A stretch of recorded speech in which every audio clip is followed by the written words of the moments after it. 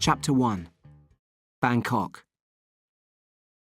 The first time I heard of the beach was in Bangkok, on the Khao San Road. Khao San Road was backpacker land. Almost all the buildings were guest houses for travellers on their way into or out of Thailand. It was a place between east and west. I'd landed in Bangkok from England in the late afternoon. As soon as the taxi dropped me on the Khao San Road, I caught the smell of dope. Half the travellers wandering past me were stoned.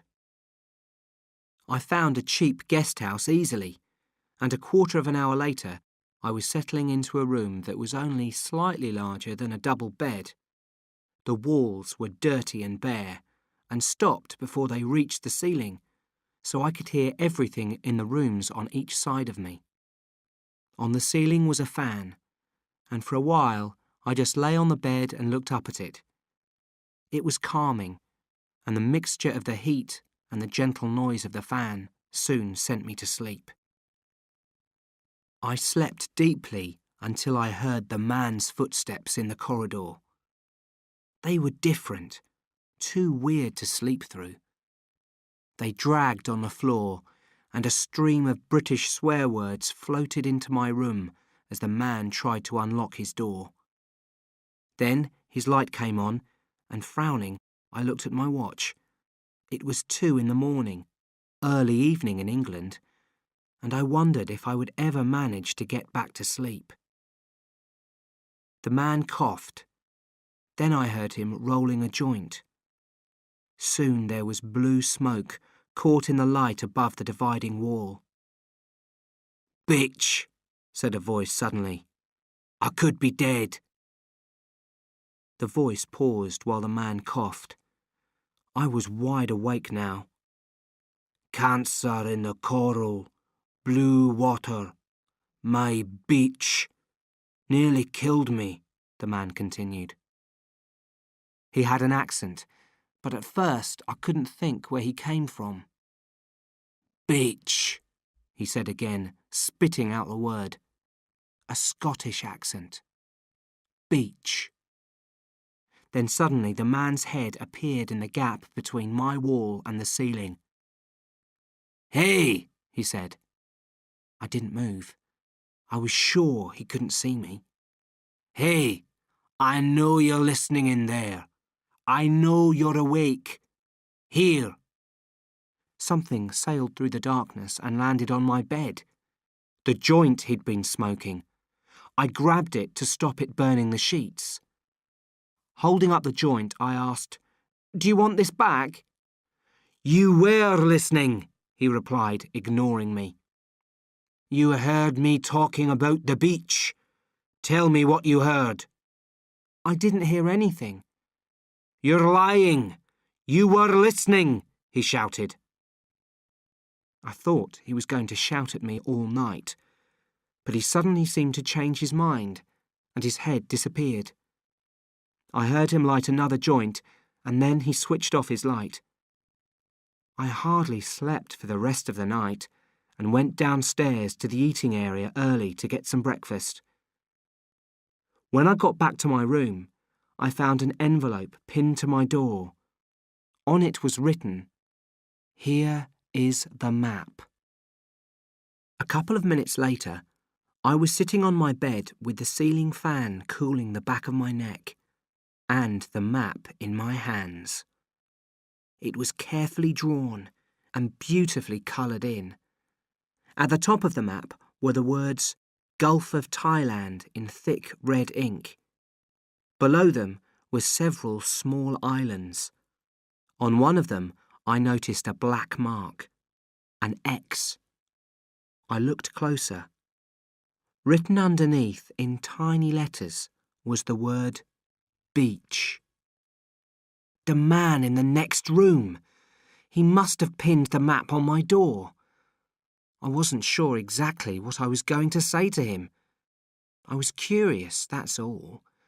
I just wanted to know what was so special about this beach. His door was unlocked.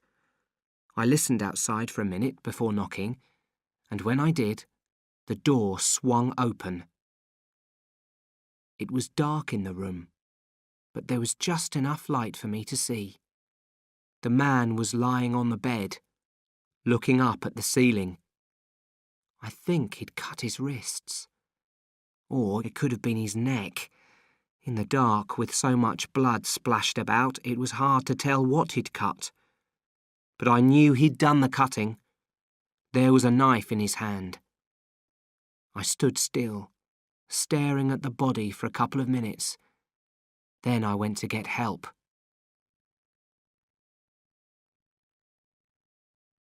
The policeman was sweating, but not with the heat. It was the effort of speaking English.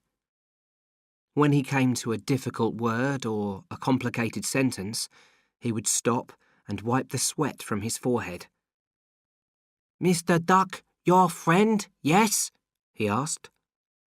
I shook my head. I'd never met him before last night. And listen, Daffy Duck can't be his real name. It's a joke name. "Joke name?" said the policeman. "Not a true name," I explained. Daffy Duck is a character in a children's film, like Bugs Bunny or Mickey Mouse. "Ah, so dead man gives false name to guest house," said the policeman when he finally understood what I was saying. "Okay, last night, in hotel, tell me again." I didn't tell the policeman about the map. I didn't want to get involved in a police investigation and spoil my holiday. I don't think the policeman cared about the dead man much anyway, because after about 30 minutes, he let me go. As I left the police station, I saw a French boy who I'd met in the guest house at breakfast. He and his girlfriend, Françoise, had a room on the other side of the dead man's, and they'd been brought to the police station for questioning too. I sat down next to Etienne in the sun on the steps of the police station. The death was an unusual start to the day, and I needed to talk to someone about it. "Hi," I said. "Do you speak English?" "Hi. Yeah, sure. I speak English. You're the one who found the dead guy, aren't you?" "Yes, I found him this morning," I said, pulling my cigarettes out of my pocket. "Do you smoke?" "No, thanks. My name's Etienne, by the way." "I'm Richard," I said, and we shook hands.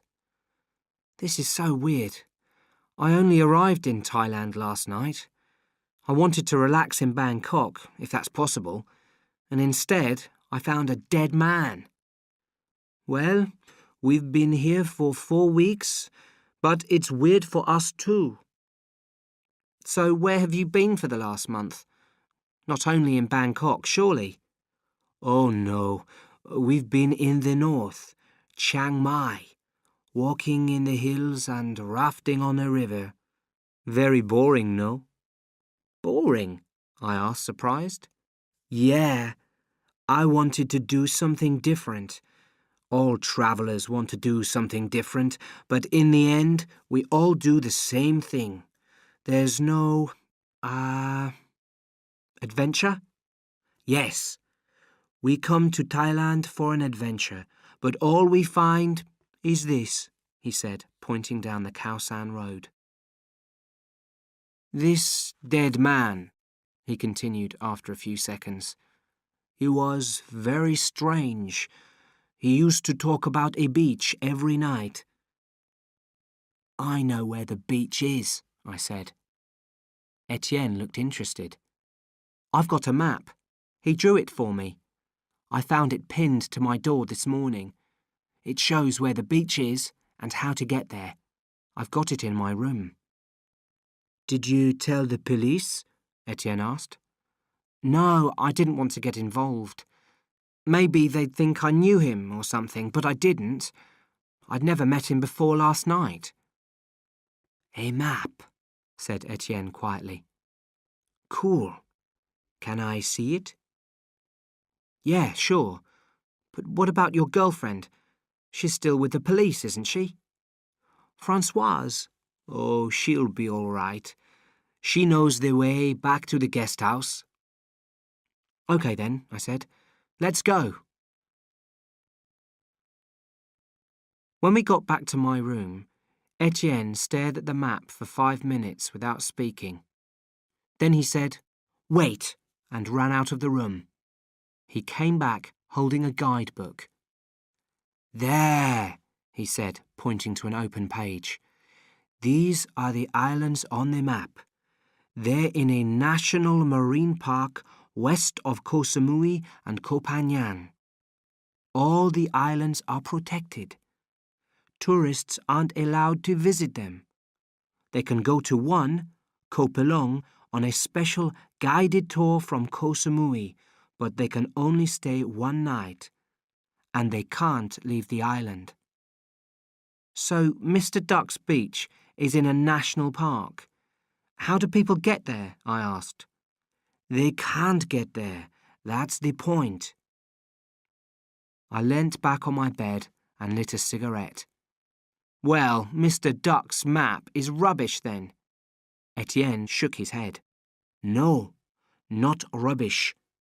Why do you think the man drew it so carefully and gave it to you?" "He was crazy. He called himself Daffy Duck," I laughed. "I don't think he was mad. Maybe travellers try to get to new islands in the national park because islands like Koh Samui and Koh Phangan are spoilt. Too many tourists." "But they aren't allowed in the national park," I said.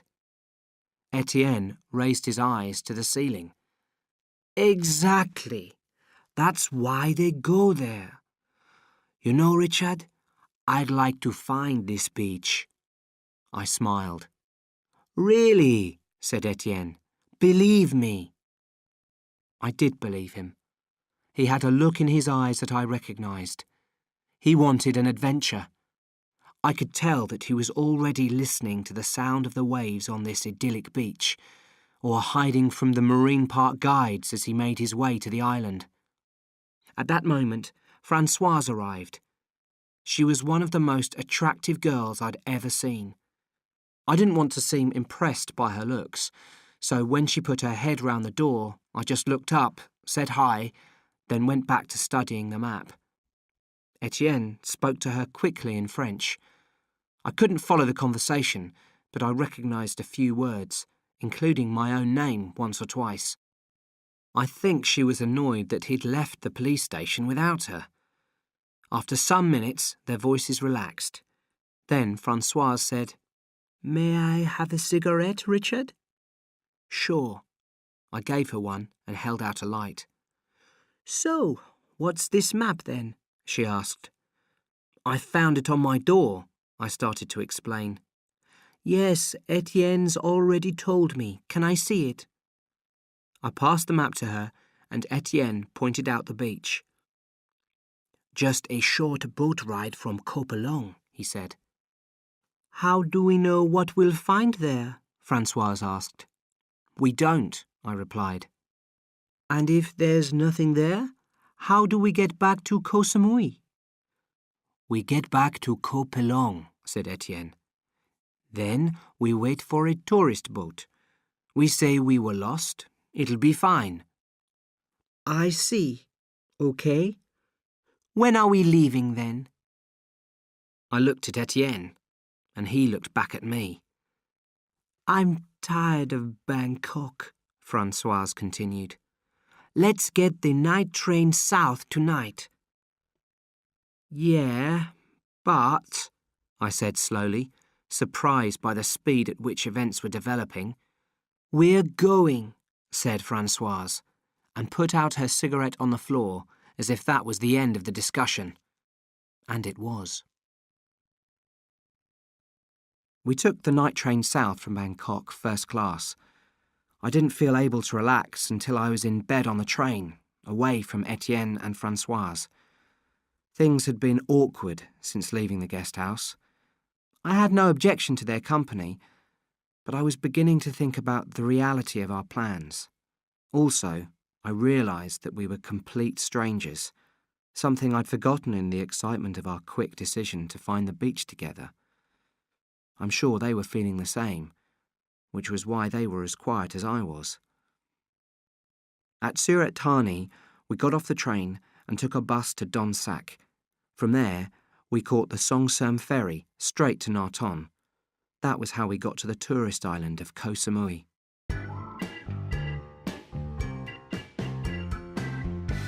Chapter 2. Koh Samui. A bus from the Koh Samui port took us to the Chaweng Beach Resort. On the left, the sea lay blue between rows of coconut trees, and on the right, a jungle-covered slope rose steeply. The bus left us outside a decent-looking bunch of beach huts. Private showers, a bedside fan, and a restaurant that looked onto the sea. Our huts faced each other over a path lined with tropical flowers. First, I went for a swim. That way I could get clean and get a suntan. I ran down to the sea, partly because the sand was so hot, and partly because I always run into the sea. I'd been splashing around in the water for about 15 minutes when Etienne and Françoise came down to join me. Françoise looked lovely in a white swimsuit. I wondered if Etienne noticed her beauty, or whether he'd got used to it. "Will you come for a swim?" she asked. "I am swimming, aren't I?" "No," said Etienne, pointing to the open sea. "She means a real swim, out there." We played a game as we swam out. Every 10 metres, we would each dive to the bottom of the sea and return with a handful of sand. I found the game strangely unpleasant. A metre underwater, the warmth of the tropical sea would stop, and it would suddenly turn cold. The further we swam, the blacker and finer the sand became. Soon, the water at the bottom became too dark for me to see anything, and I could only kick out blindly with my legs until my hands sank into the sand. "How far out shall we go?"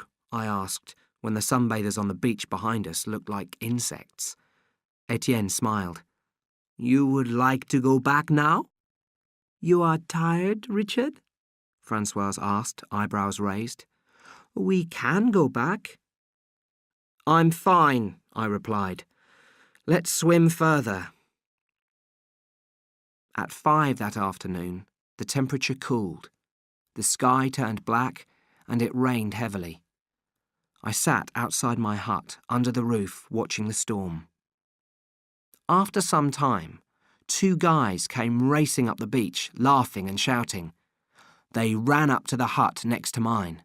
"Man!" one of them shouted. "What a storm! Whoop!" Americans, I thought. They tried to get into their hut, but the door was locked. "Lost our key," the guy with white blonde hair shouted at me. "Can't get in." I nodded. "Bad luck. Where did you lose it?" "Down the beach, man. A long way from here." "Hey, can we come and sit with you? You want to smoke a joint?" "Sure," I said. "Excellent!" The 2 of them ran over to my hut and introduced themselves. "I'm Sammy," said the one with white blonde hair. "And this is Zeph. Cool name, huh?" "Definitely," I answered as we shook hands. Sammy started rolling a joint. We smoked and chatted and watched the lightning out at sea. They made me laugh with their funny jokes and stories. After a while, we were too stoned to do anything except sit in silence and listen to the thunder. An hour or 2 after dark, a tiny Thai woman came over from the restaurant and gave Zeph a spare key to their hut. As I stood up to say goodnight, Sammy said, "Hey, nice meeting you. See you tomorrow, man." "Sure," I said, and shut my door behind me. The next morning, the sky was still cloudy. Rubbing the sleep from my eyes, I walked over the cool sand to the restaurant and found Etienne and Françoise eating breakfast. I ordered a fruit salad and sat down with them. "Who did you meet last night?" asked Etienne as I pulled up a chair. "We saw you talking outside your hut." I pulled out a cigarette to kill time before breakfast arrived. "A couple of Americans. Zeph and Sammy. Francoise nodded. Did you tell them about our beach? No. I lit my cigarette. I didn't. You shouldn't tell people about our beach. I didn't tell them. It should be a secret. That's why I didn't tell them, Francoise, I answered. Etienne interrupted, smiling nervously. She was worried you might have... I didn't even think of it, I replied, annoyed, and put out my cigarette hard. When breakfast came, I made an effort to relax and told them some of the Americans' jokes. Francoise thought they were extremely funny. Her laughter improved the atmosphere, and we began making plans for the day ahead. We decided that we had to hire a boat. We couldn't hire one from the normal travel agencies because tourists weren't allowed to go to the islands in the marine park. Instead, we would need to find a fisherman who was unaware or unconcerned about the marine park rules. After breakfast, we set off up the beach. It didn't take us long to find a fisherman who agreed to take us to the marine park. That can be arranged, he said, smiling at us. Of course, yes. Not difficult for me to do that. He looked at the map in Etienne's guidebook. Actually, my friend, your book is not correct. You can stay Copelong 1 night, 2 nights is okay, but this island, you can only stay 1 night. He took Etienne's book and pointed to an island close to Copelong. Etienne looked at me and smiled. From my memory of Mr. Duck's map, the island that the fisherman was pointing at was next to our beach island. Okay, said Etienne, but we want to stay more than 1 night. That is possible? The fisherman looked over his shoulder. Yes, he whispered, but it's more money. You understand? Etienne and the fisherman eventually agreed a price for the boat ride, and we arranged to meet him at 6 the next morning in the restaurant. He would take us to the island next to our beach island, and 3 nights later he would collect us and bring us back to Koh Samui. That left us with a couple of problems. How were we going to get to our beach island? And if we did manage to get there, we would be missing when the fisherman came to collect us. Etienne and Francoise seemed much less concerned about these problems than I was. They had a simple solution to the first problem. We would swim. By examining Mr. Duck's map and the map in their guidebook, they decided that the islands were about 1 kilometre apart. According to them, we could swim that distance. I wasn't so confident, remembering the diving game from the day before. The tide had pulled us a long way down Chaweng Beach as we swam. If the same thing happened between the islands, the length of the swim could double. Sunset was marvellous that evening. Etienne, Francoise and I were lying on the beach watching the red sky gently fading to deep blue when Zeph and Sammy came over to join us. We all got stoned together and went on watching the changing colours in the sky as if we were watching television. Hey, Zeph said, waking us from our dreams. Have you heard the story about the beach? I shook my head. An amazing beach hidden somewhere, but no one knows where it is. No, I said, we haven't. Tell us. Okay, said Zeph, and lay back on the sand. Close your eyes and think about a lagoon, hidden from the sea and passing boats by a high, curving wall of rock. Then imagine idyllic white sands and coral gardens, waterfalls surrounded by thick jungle, plants untouched for 1,000 years, strangely coloured birds and monkeys in the trees. On the white sands, fishing in the coral gardens, is a select group of travellers. They leave if they want to. They return. The beach never changes. Select? I asked quietly, as if talking through a dream. Zeph's vision was magical. Special, he replied. Only a few lucky travellers know where this beach is. It's paradise, Sammy whispered.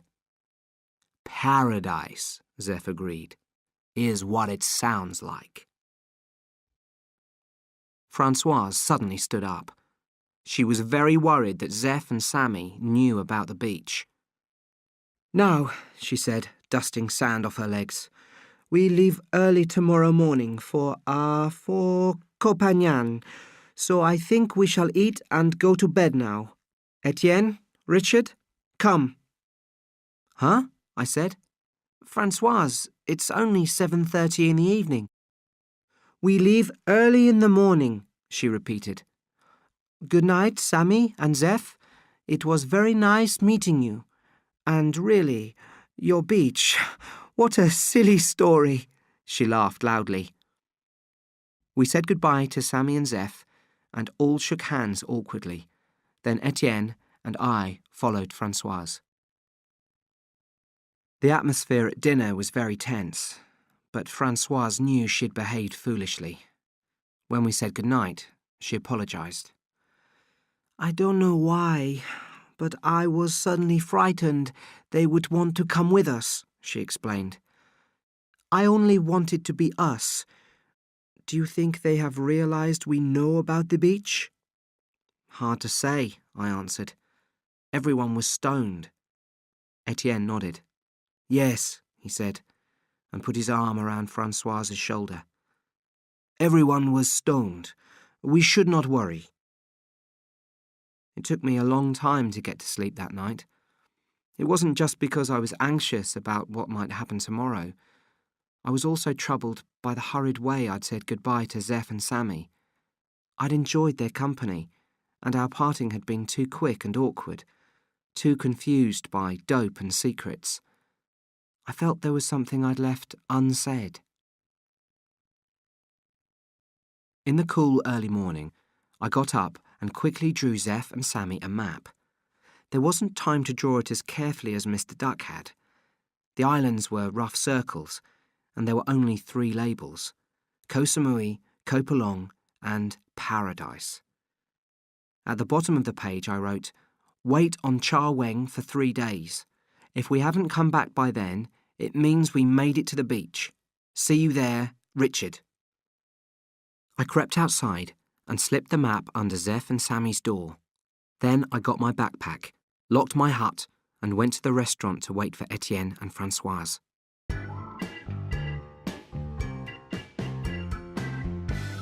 Chapter 3. Journey to Paradise. The morning sun played tricks in the sea. Gold shapes like fish spun beneath the surface. Sitting in the fisherman's yellow and white motorboat on our way to the island, I reached down and put my hand in the water. The fish swam in and out of my fingers. I looked back at Koh Samui. Strangely, it seemed far behind us, but the island we were going to still appeared as distant as it had an hour ago. I didn't move again until the water turned blue, and I saw a coral bed beneath the boat. The fisherman turned off the engine. Now you pay, he said, as we slid towards the shore of the island. A few minutes later, I sat on the beach and watched the fisherman's boat slowly disappear into the distance, on its way back to Koh Samui. A few meters away, Etienne was studying the map. He was trying to work out which of the several islands near us was our beach island, the one we had to swim to. He didn't need my help, so I called to him that I was going to take a walk. I'd never been on a real desert island before, a deserted desert island, and I felt I ought to explore. Don't be long, Etienne said. We should leave after lunch. We should not spend the night here. I started walking along the coast, looking for a place to turn inland. I eventually found some shady trees on the edge of a forest and sat down to smoke a cigarette. Thinking about Thailand often makes me angry, and until I started writing this book, I tried not to do it. I preferred it to stay hidden in the back of my mind. But I did think about Thailand sometimes, usually late at night. At those times, I made an effort to remember sitting under those trees, smoking my cigarette. I chose this moment because it was the last time I could remember being me, normal, nothing much going through my head apart from how pretty the island was and how quiet. It's hard to explain. I've been relying on an idea that these things would become clear to me as I wrote them down. It doesn't seem to be happening. When I got back to the beach, I found Etienne making lunch. I looked around. "Where's Francoise?" I asked. "She went to see how far it is to our island." When she came back, Francois said our island was 1 kilometre away. To me, it just looked like a long swim. "Are you sure we can do this?" I said, more to myself than anyone else. "We can," said Francoise. "We can try," Etienne corrected her. We each took a few essential things from our backpacks and put them in strong plastic bags.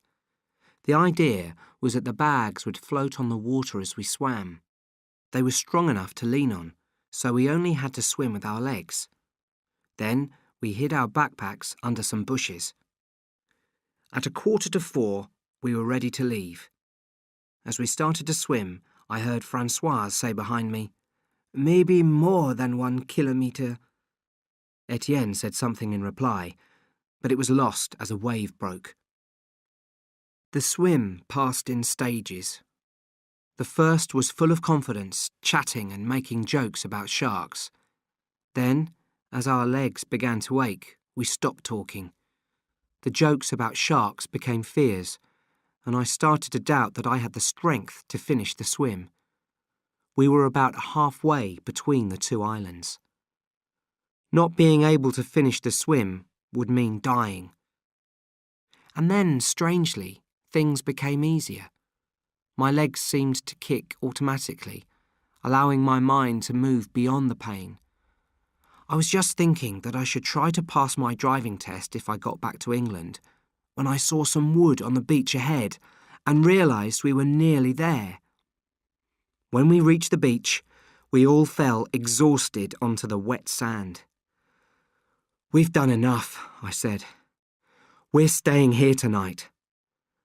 "But our special beach may be close, no?" said Etienne. "Shh!"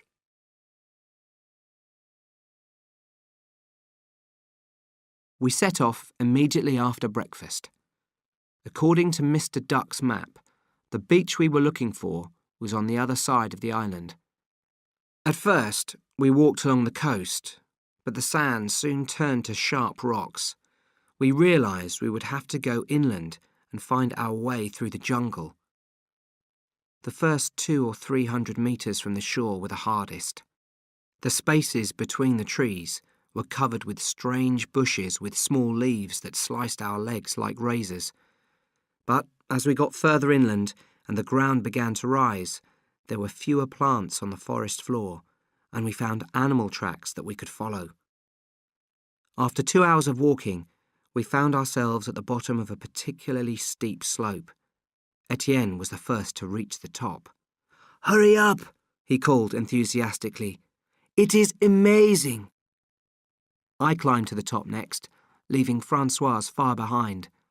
The slope led up to a shelf the size of a football pitch on the mountainside, so flat and neat that it seemed unnatural compared to the surrounding jungle. Etienne was ahead of me, standing in some bushy plants that looked familiar. "Cool," I said. "Dope!" Etienne grinned. "Have you ever seen so much?" "Never." I pulled a few leaves from the nearest bush. "We should pick some, Richard. We can dry it in the sun and—" Then he stopped. "Wait a moment. There is something funny here." "What?" "Well, it is just so... These plants." His face turned white. "This is a field." I froze. "But it can't be a field. I mean, these islands are... The plants are in rows." We stared at each other. We are in deep trouble. Just then, Francoise appeared, calling out to us. "Hey, I've seen some people further up the mountain. They are coming this way. Maybe they are from our beach, no?" I ran towards her. "Shut up," I said, putting my hand over her mouth. "This is a dope field. Do you understand?" Lying flat on the earth, looking through the leaves, we listened to the Thai voices getting closer and waited for people to appear. A man stepped into the field. He was young, maybe 20. His chest was bare, and we could see his strong muscles. He wore military trousers and held a gun in his hand. A second man appeared, also with a gun. They stopped and exchanged a few words. Then another man came out from the jungle and they set off again, down the slope we'd just climbed up. 2 or 3 minutes after their voices had faded away, Francoise suddenly burst into tears. Then Etienne started crying too. I watched the two of them blankly. The shock of discovering the fields and the tension while we'd been hiding had left me feeling empty. Finally, I managed to say, "Okay, we've got to leave. They might come back soon and find us." "Richard," said Etienne, "I do not want to die here. You must get us out." "I must get them out? Me?" I couldn't believe my ears. But just by looking at him, I could tell he wasn't going to take control of the situation. And neither was Francoise. She was staring at me with the same scared expression as Etienne. So, having no choice, it was me who took the decision to go on. I have almost no memory of the few hours after leaving the dope field. I think I was concentrating so hard on our immediate survival as we made our way down the other side of the mountain that I can't remember anything until we reached the waterfall.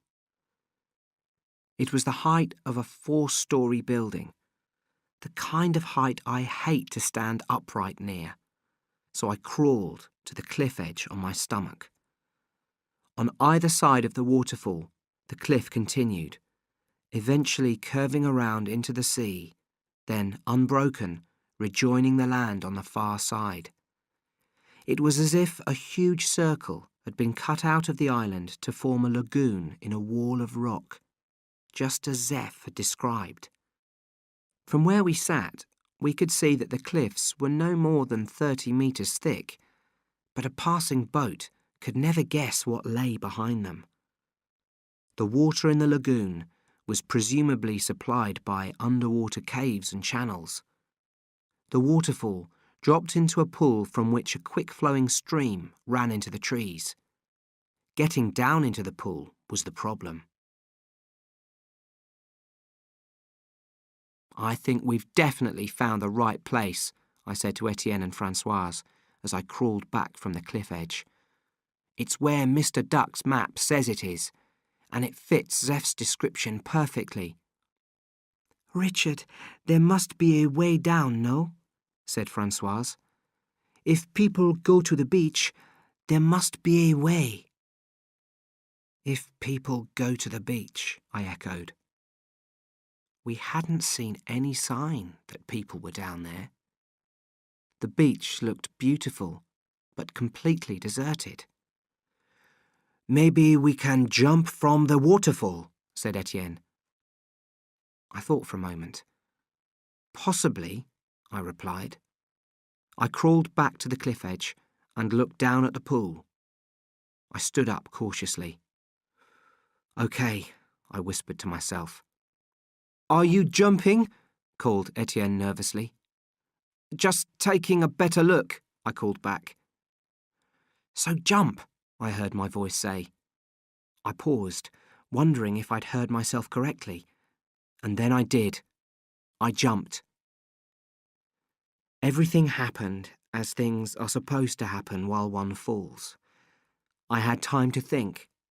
Stupid things flashed through my head, like how my cat slipped off the kitchen table once and landed on its head.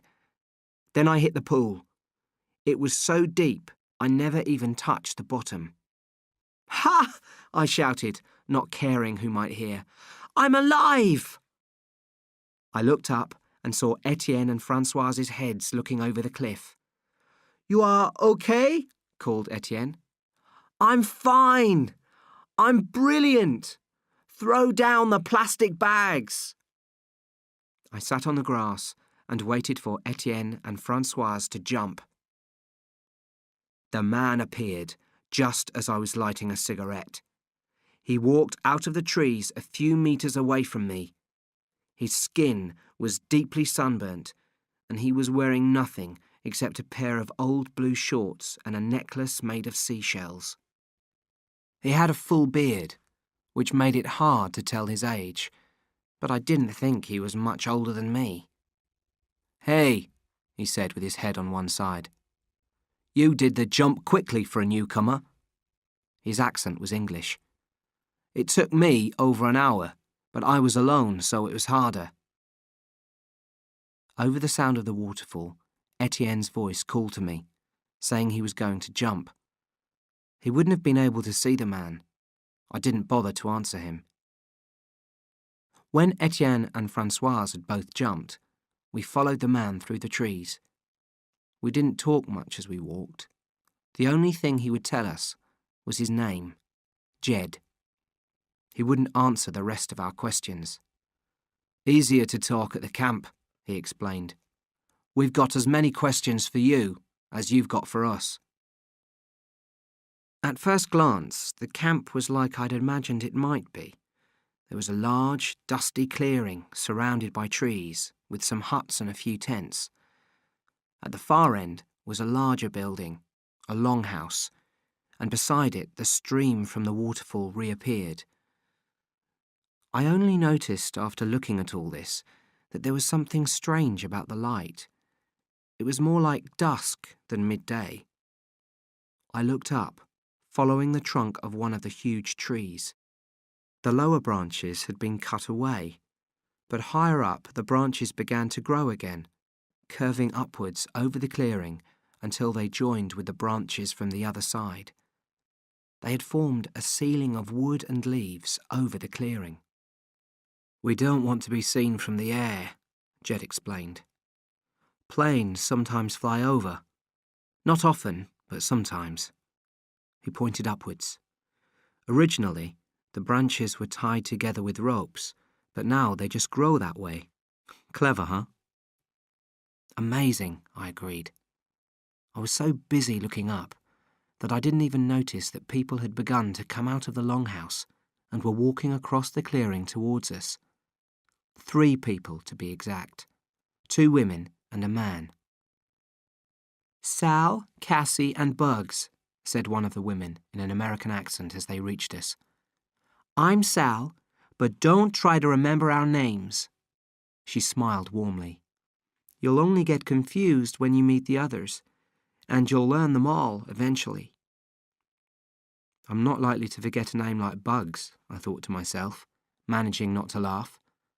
I frowned and put a hand up to my forehead. Since jumping off the waterfall, my head had been feeling increasingly light. Now it had started to feel like it might float off my shoulders. Francoise stepped up to the woman and said, "Francoise, Etienne, and Richard." "You're French. Lovely. We've only got one other French person here." "Richard is English," Francoise said, pointing at me, and I tried to nod politely. "Lovely," said the woman again, watching me curiously out of the corner of her eye. "Well, I know you're all hungry, so let's get you some food." She turned to the man. "Bugs, can you make some soup? Then we can all have a long chat and get to know each other. Does that sound good?" "It sounds great, Sal," I said loudly. "You know, you're quite right. I do feel hungry. We've only eaten—" Jed ran to catch me as I fainted, but too late. As I fell backwards, The last thing I saw was a tiny bit of blue sky through the leafy ceiling. Then darkness rushed in.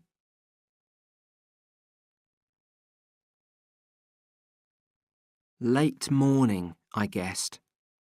Only from the heat. In the darkness of the longhouse and the steady light of the candle, there was nothing else to reveal the time. The woman called Sal sat at the foot of my bed. She was wearing a yellow t-shirt, and her long hair was tied back from her face. Around her neck was a necklace of seashells. "Finish it, Richard," she said, looking at the bowl of fish soup that I held in my hands. I lifted the bowl to my mouth, then put it down again. "I can't, Sal." "You must, Richard. You've had a bad fever." "I've finished most of it. Look." I held up the bowl. "Okay," she said, then folded her arms. "Richard, we need to talk." We were alone in the longhouse. Occasionally I heard people enter and leave, but I couldn't see them. As I spoke, Sal didn't interrupt me, frown, smile, or nod. She just sat on the floor and listened. Soon I found myself talking to her as if she were a tape recorder or a priest. I told her everything that had happened since I arrived in Bangkok. When I told her about finding Mr. Duck's body, she looked sad. The only thing I didn't mention was that I'd given 2 other people directions to the island. I knew I should tell her about Zeph and Sammy, but I also thought she might be angry if she knew I'd spread the secret. Better to wait until I knew more about the camp and the other people who lived here. At the end of my story, she smiled. "Well, Richard, it sounds like you had quite an adventure getting here." I waited for her to continue, but she didn't. Now can I ask you some questions, Sal?" I said quickly. "I have some things to do, Richard," she said, standing up. "Just a few questions." She sat down again. "Okay, 5 minutes. Well, first, I'd just like to know something about this place. I mean, what is it?" "It's a beach resort, a place to come for vacations." I frowned. A beach resort? I felt so disappointed. I was a traveller, not a tourist. "What did you think this place was?" asked Sal. "I don't know. I didn't think anything, really. But I certainly didn't think it was just a beach resort." Sal waved a hand in the air. "Well, okay, Richard. Of course this is more than a beach resort. We come here to relax by a beautiful beach, but it isn't a beach resort because we're trying to get away from those sorts of places. Or we're trying to make a place that won't turn into one. See?" "No." "You will see, Richard. It's not complicated." "How about the gunmen in the dope fields?" I asked. "Are they anything to do with you?" Sal shook her head. "I have a feeling the fields are owned by ex-fishermen from Koh Samui, but I could be wrong. They came to that half of the island a couple of years ago. We can't go there now." "But they know you're here." "Of course, but there isn't much they can do. They can't report us. If the Marine Park authorities came to look for us, they'd find them too." "One more question," I said, as she stood up to go. "The man in Bangkok, Mr. Duck, you knew him?" "Yes," she said quietly, then began walking away. "He was a friend." "But, okay, just one more question. Where's the toilet?" "Outside. Second hut along by the edge of the camp," she said, as she left the longhouse. When I went outside, I counted 9 tents in the clearing and 5 huts, not including the longhouse. The tents were only used for sleeping, but the huts all seemed to have different uses. Apart from the toilet, there was a kitchen and a washing area. The other huts were used for storing things. One contained carpentry tools and another some boxes of tinned food. As I wandered around the clearing, I found it strange that the camp was so deserted. Where was everybody? Where were my friends, Etienne and Francoise? I began to feel a little lonely and sorry for myself, so I decided to get out of the clearing and try to find them. By good luck, the path I chose led directly to the beach. I'd walked a few hundred metres when I noticed some people splashing around in the sea near one of the large rocks. At last I'd found someone. As I got nearer, I saw that there were 6 swimmers fishing with spears. They seemed to be catching a lot of fish. When they came out of the water onto the beach, none of the group noticed me.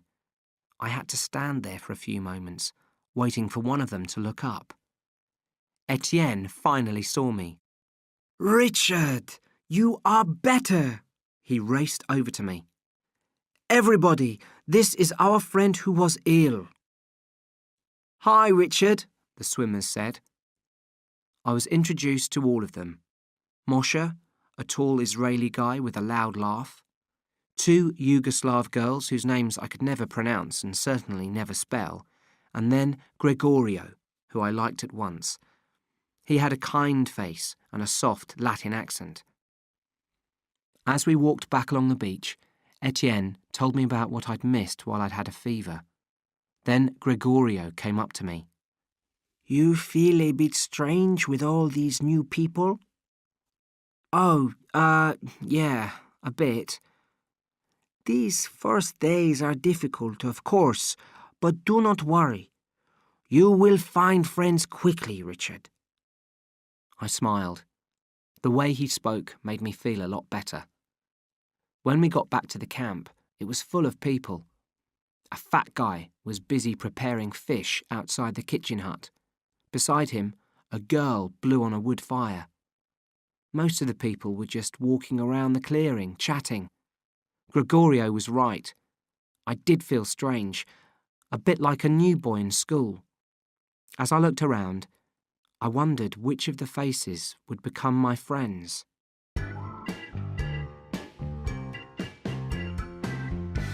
Chapter 4. Beach Life. After that first day, wandering around the clearing, I didn't really question a single thing about the beach. I soon felt like I'd been living there all my life. Koh Samui became a dreamlike place, and I couldn't remember anything about Bangkok. On the 3rd or 4th day, I remember thinking that Zeph and Sammy might arrive soon and wondering how people would react. Then I realised I couldn't quite remember what Zeph and Sammy looked like. A couple of days later, I'd forgotten they might be coming at all. Routines developed quickly. I'd wake up at about 7:30 and go straight down to the beach for a swim with Etienne and another guy called Kiti. Then we'd go back to the camp and wash the sea salt off our bodies in the shower hut. Breakfast was at 8. Every morning, the people doing the cooking would boil a lot of rice, and it was each individual's responsibility to cook anything else they wanted. Most people had their rice plain, but a few made the effort to boil some fish or vegetables. I never bothered. After breakfast, people would separate. Mornings were for working, and everybody had a job to do. By 9, the camp was always empty. There were 4 main areas of work: fishing, gardening, cooking, and carpentry. Etienne, Francoise and I were in a fishing group. When we'd arrived, there'd been 2 fishing groups, but we made it 3. We were in one group with Gregorio. Moshe and the 2 Yugoslav girls were in another, and the last group was 3 Swedish guys called Carl, Sten and Christo. They were very serious about their fishing, and every day they'd swim through the caves in the cliff to the open sea. I felt lucky to be working in the fishing group. If Etienne and Francoise hadn't volunteered to go fishing on the first day, we might have had to do gardening or cooking. Those jobs didn't appeal to me. If there was a leader in the camp, it was Sal. When she talked, people listened. She spent her days walking around, checking that people were working properly. At first, she spent a lot of time making sure we were settling in okay. After the first week, she seemed satisfied, and we rarely saw her during the work period. The only person who didn't have a clear job was Jed. He spent his days alone and was usually the first person to leave in the mornings and the last person to come back. Keaty said that Jed spent a lot of time near the waterfall and above the cliffs. Sometimes he would disappear and spend the night somewhere on the island. When he came back, he usually had some fresh dope, obviously taken from the dope fields. At about 2:30, people would start coming back to camp. The cooks and fishers would always be first so they could start preparing the fish. Then the gardeners would arrive with their vegetables and fruit, and by 3, the clearing would be full again. Breakfast and dinner were the only meals of the day. Dinner was at 4 o'clock, and people usually went to bed about 9. There wasn't much to do after dark, apart from getting stoned. Nighttime campfires weren't allowed because low planes could see them, even through the leafy ceiling. Except for the people with tents, everybody slept in the longhouse. It took me a while to get used to sleeping with 21 other people, but soon I started enjoying it. There was a strong sense of closeness in the longhouse. Often, just as people were going to sleep, a voice from somewhere in the darkness would say, "Night, Frankie." Then there'd be a short pause while we waited for someone else to say, "Night, Sal," or Gregorio or Bugs, or anyone they felt like saying goodnight to.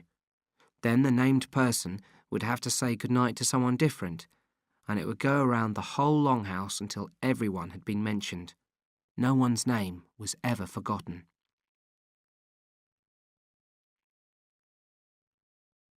On the morning of my 4th Sunday, everyone from the camp was down on the beach. Nobody worked on Sundays. The tide was out, so there was a large area of sand between the trees and the sea. Sal had organised a huge game of football. Nearly everyone was playing, but not me and Keaty.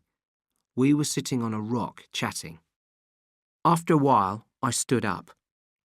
"Feel like a swim?" I asked. "Sure. We could swim over to the coral. I haven't seen it yet." I swam down to the seabed and sat on the sand. Then I rested some stones on my lap so I wouldn't float back up again.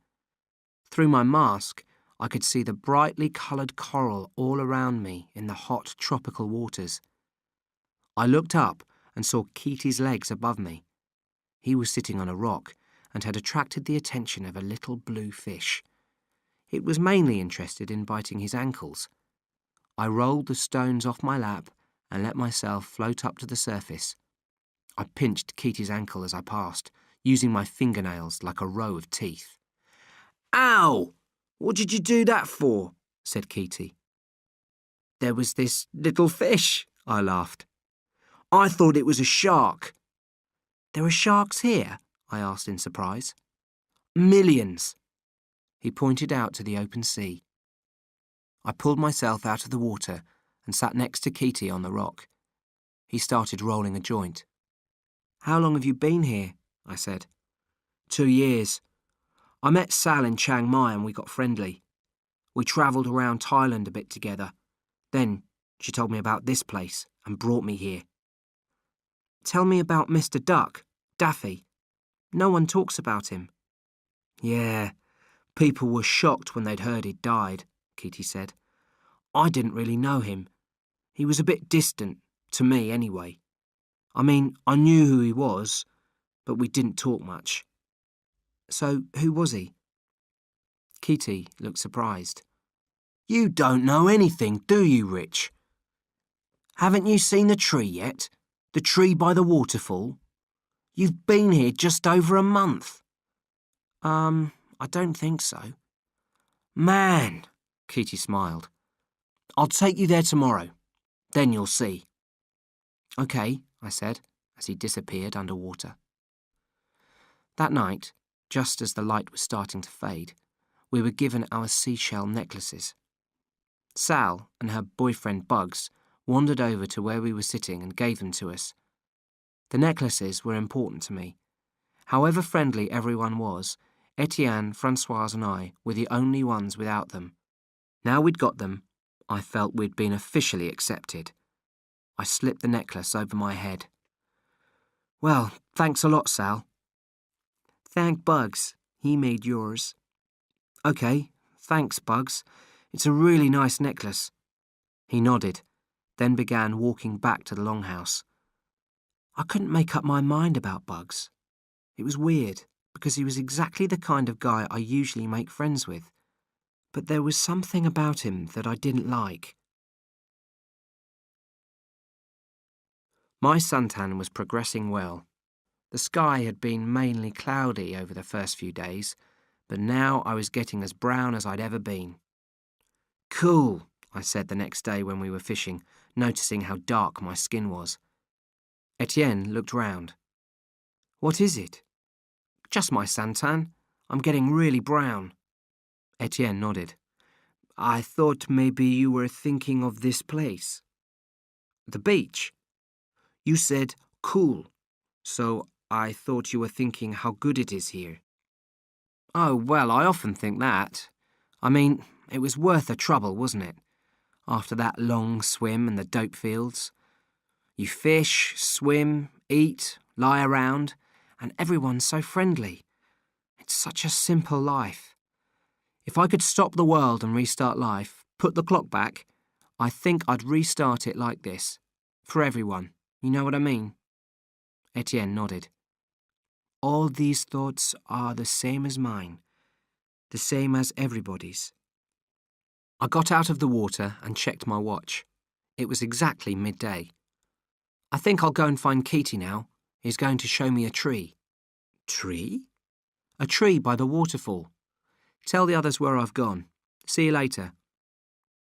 Since arriving at the beach, I'd only been to the waterfall a couple of times and never on my own. It was partly because I had no reason to go there, but also, I now understood, because the area made me feel nervous. It represented a link between the beach and the outside world, the world I'd nearly forgotten. I found Keaty near the vegetable garden where he worked. "Hey," he said when he saw me. "What are you doing here?" "You were going to show me a tree. I left work early." "Right, I forgot. Let's go." It was a tree about 20 metres high to the right of the pool. I'd noticed it before when I'd been wondering how to get down from the top of the waterfall. Keaty showed me the marks cut into one side of the trunk. 3 names and 4 numbers. Bugs, Sylvester and Daffy.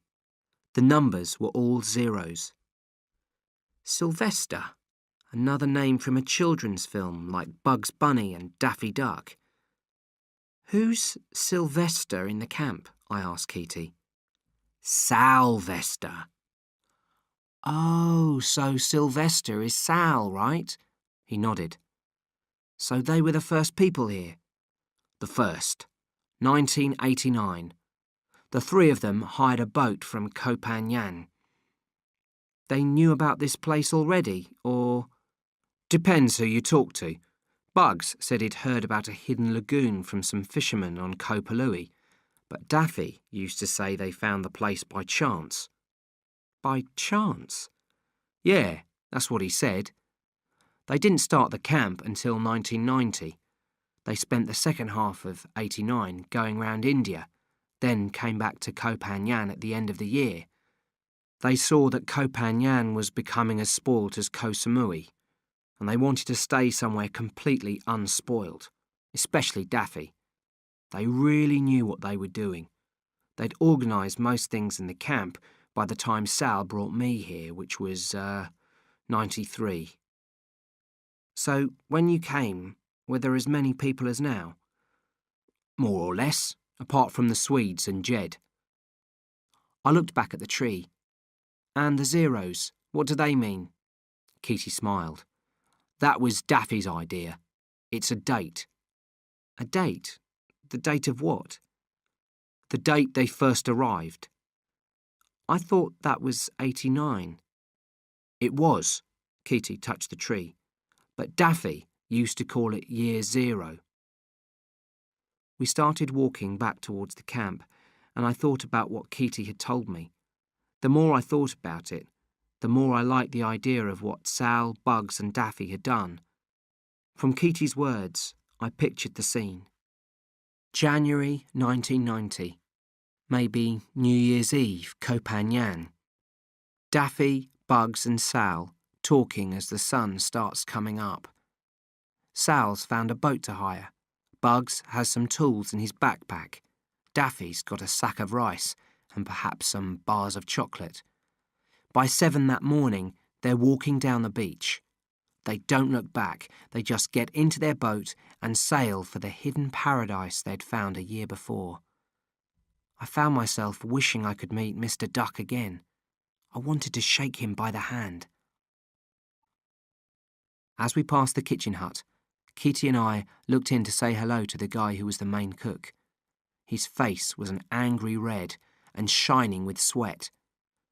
"What's wrong?" I asked. "The rice," he said, marching out of the kitchen hut to one of the huts used for storing food. We followed behind.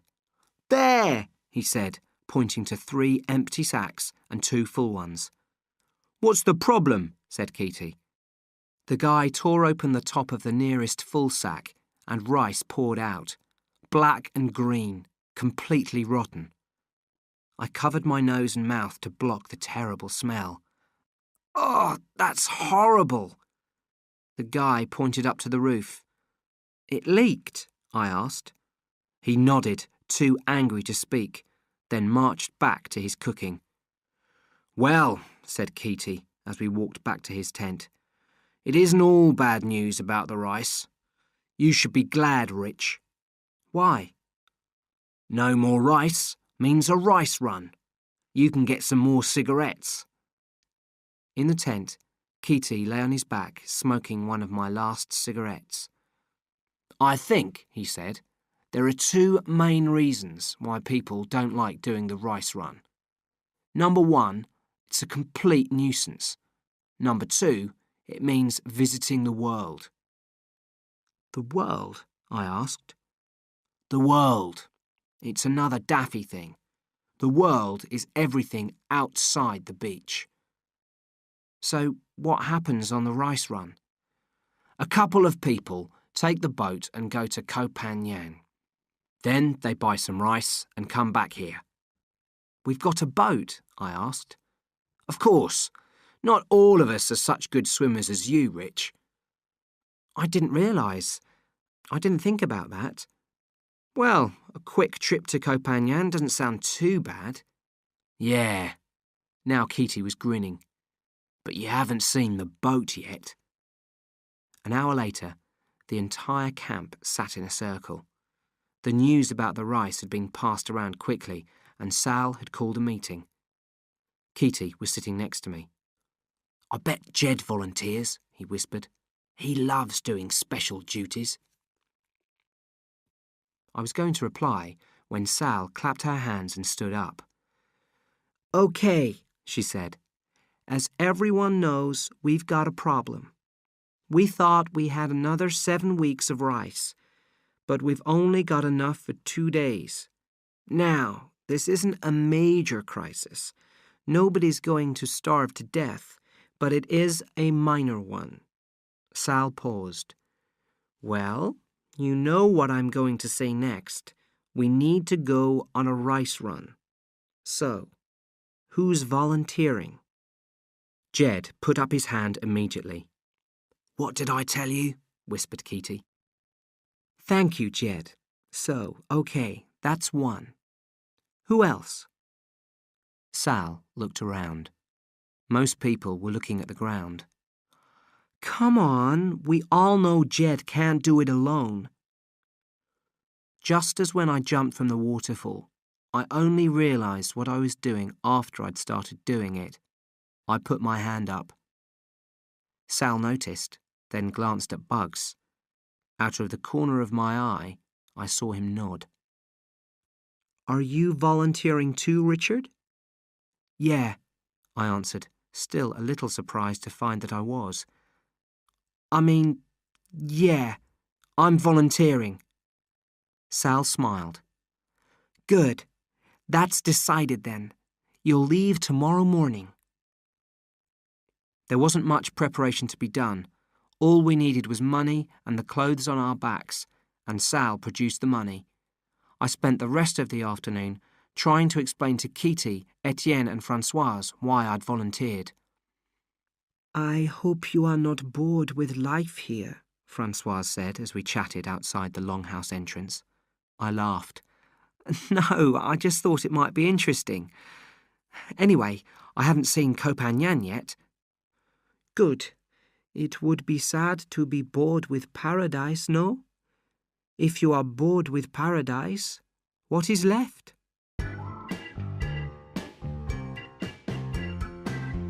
Chapter 5. The Rice Run. Jed wouldn't let me wake Etienne and Francoise the next morning. They'd asked me to say goodbye before I left, but Jed shook his head and said, unnecessary. I thought his knife was unnecessary too. He got it out as we stood on the beach, preparing for the swim to the cliffs. A green-handled knife with a sharp blade. What's that for? I asked. It's just a tool, he replied. Then he grinned and added, frightening, huh? Before going into the water with the knife between his teeth. Until the rice run, Jed was a mystery to me. After the first day, when he'd met us at the waterfall, we'd had almost no contact with him. Sometimes I saw him in the evenings, never earlier because he returned to the camp so late. But we'd never really had a good conversation. Normally I make quick judgments about people, often completely wrong. But with Jed, I'd kept an open mind. When we got to the cliffs, Jed explained that there were 3 caves that led into the open sea and our boat. We had to swim through one of them. You know this cave? Jed asked when we got to the entrance. I've seen it while I've been fishing. But you've never swum through it? No. He looked concerned. You should have. Golden rule. First thing you do when you arrive somewhere is find out how you can get out again. These caves are the only way out of the lagoon. You couldn't see through to the open sea because the roof of the cave dropped below water level. Jed explained that we had to swim through an underwater passage in the cave. I wasn't happy about swimming into the blackness, but Jed assured me that it was easy. You don't have to swim underwater for long. You get to the sea before you know it. Really? Yeah, it's low tide, so we only have to swim underwater through half the cave. When it's high tide, you have to swim like that through the whole cave, and even that's easy. Then he took a deep breath and slipped underwater, leaving me alone. I waited a minute in the water just inside the cave, listening to my splashes echo round the walls. My feet and legs were cold, reminding me of the diving game with Etienne and Francoise off Koh Samui. The echo began to scare me so much that I dived down into the inky water of the cave. Unusually for me, I kept my eyes shut as I swam. I guessed that with each kick I swam about a metre, and carefully counted my strokes to give me a sense of distance. After I'd counted 10, I began to feel worried. An ache was building up in my lungs, and Jed had said that the underwater passage was no more than a 40-second swim. At 15 strokes, I realised I had to make a decision about whether to turn back. I gave myself a limit of 3 more kicks. Then, my fingertips suddenly broke the surface of the water. I knew something was wrong as soon as I took a breath. The air was so bad that even though I needed oxygen desperately, I could only manage short breaths before I started being sick. I looked around me, but it was so dark I couldn't even see my fingers in front of my face. "Jed!" I called. Not even an echo. My first thought was that I should continue to swim down the passage. I assumed that I'd surfaced too soon, maybe into a pocket of air left open by the low tide, but I'd lost my sense of direction and didn't know which way to swim. By feeling around with my hands and feet, I seemed to find 4 passages, but it was hard to judge. There could have been even more. It was a frightening discovery. If there'd only been 2 passages, then whichever direction I chose to swim in, I'd either come up in the lagoon again or the sea. But these other passages could lead to nowhere. My second thought was to stay where I was and hope Jed would come to find me. But that wasn't very appealing either. I felt I'd go mad if I waited in the blackness. For a minute, I stayed still, thinking about what to do. Then I started to panic. I splashed around wildly, knocking into the walls, screaming out, "Help!" Then a second later, ignoring the disgusting smell, I breathed in deeply and went underwater. I took whichever of the 4 passages I found first and swam as hard as I could. I felt terrible.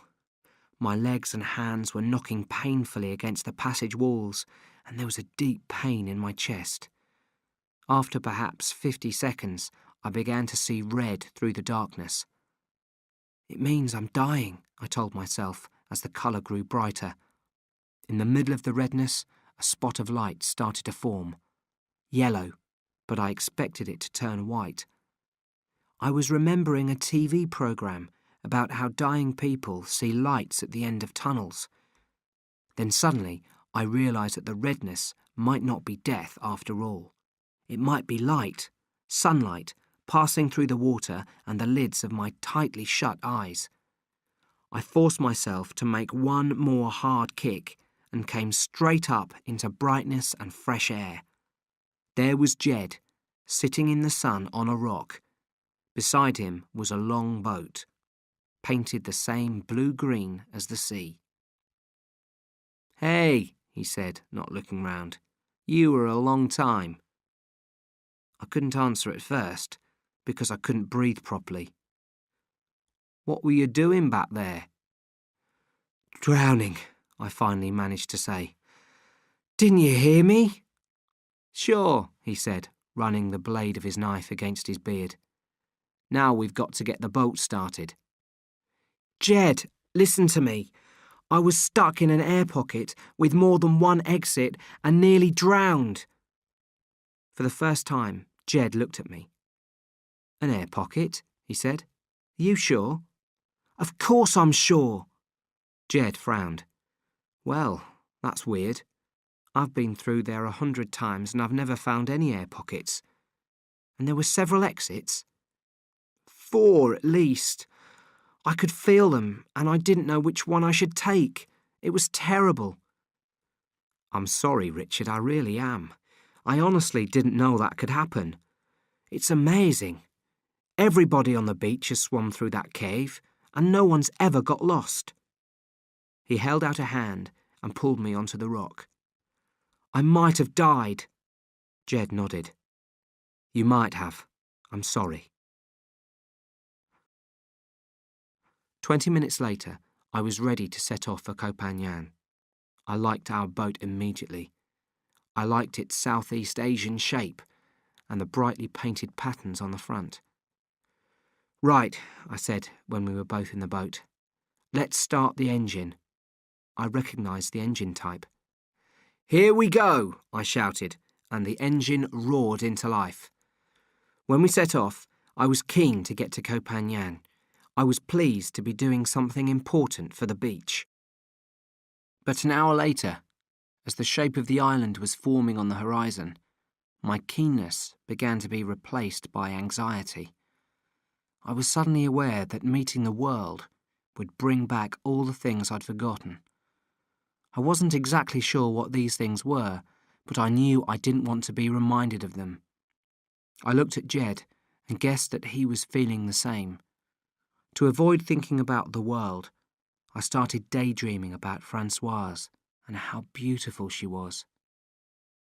"West! More!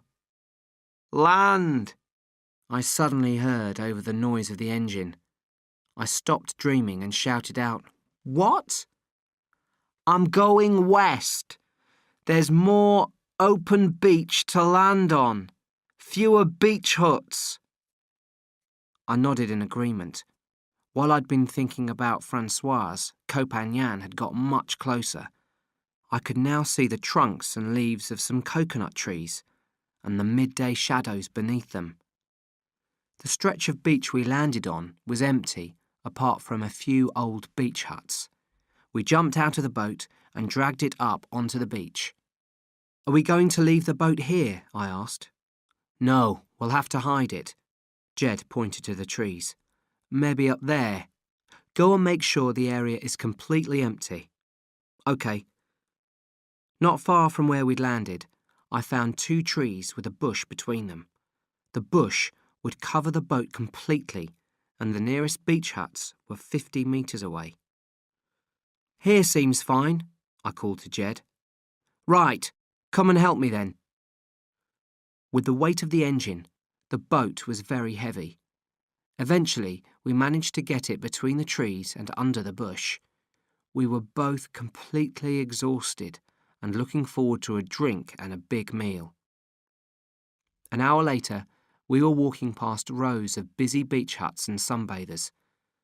I was surprised that people weren't taking more notice of us.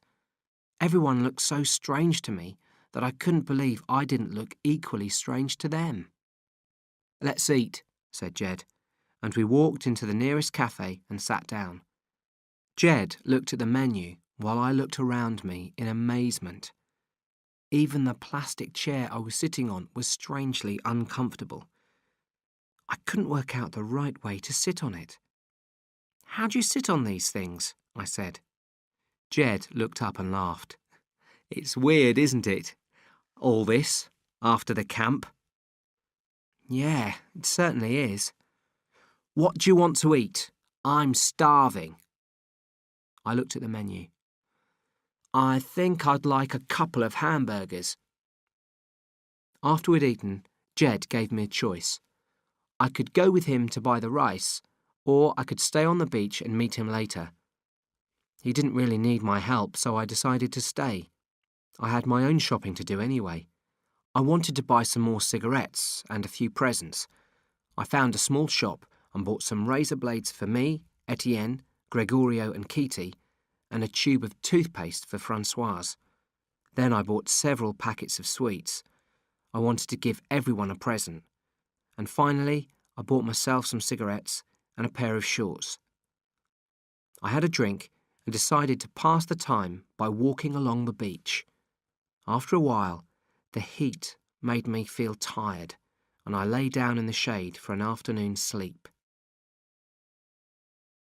The music started at 8, which was lucky, or I might have slept until midnight.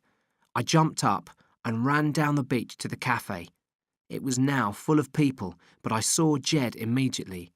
He had a bottle of beer in his hands, and he was looking extremely annoyed.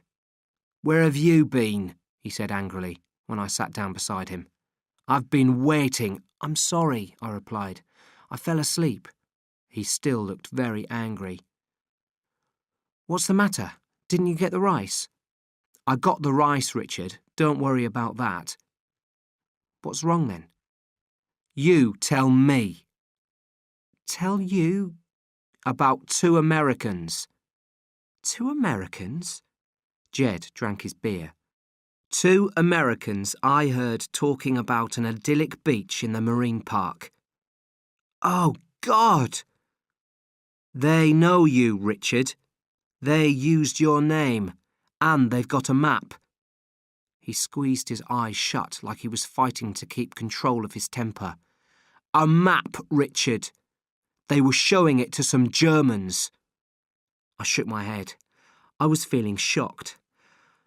"I'd forgotten. Who are they?" "Jed, wait. You don't understand. I didn't tell them about the beach. They told me. They already knew about it." He put his beer bottle down on the table hard. "Who are they?" he shouted.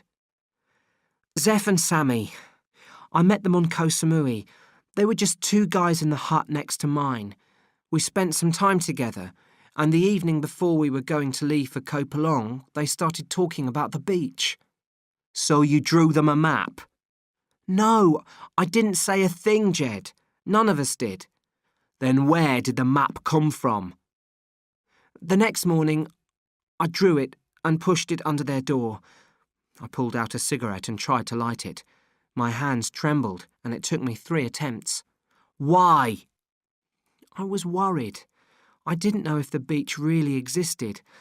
I had to tell someone where we were going in case something went wrong. What could go wrong? I don't know. We didn't know anything. I just didn't want us disappearing with nobody knowing where we'd gone. Jed put his head in his hands. This could be bad. We could have disappeared into the marine park and no one would have... He nodded slowly. I understand that. We sat in silence for several minutes. Eventually, Jed said, These 2 Americans, do you think they'll try to come to our island?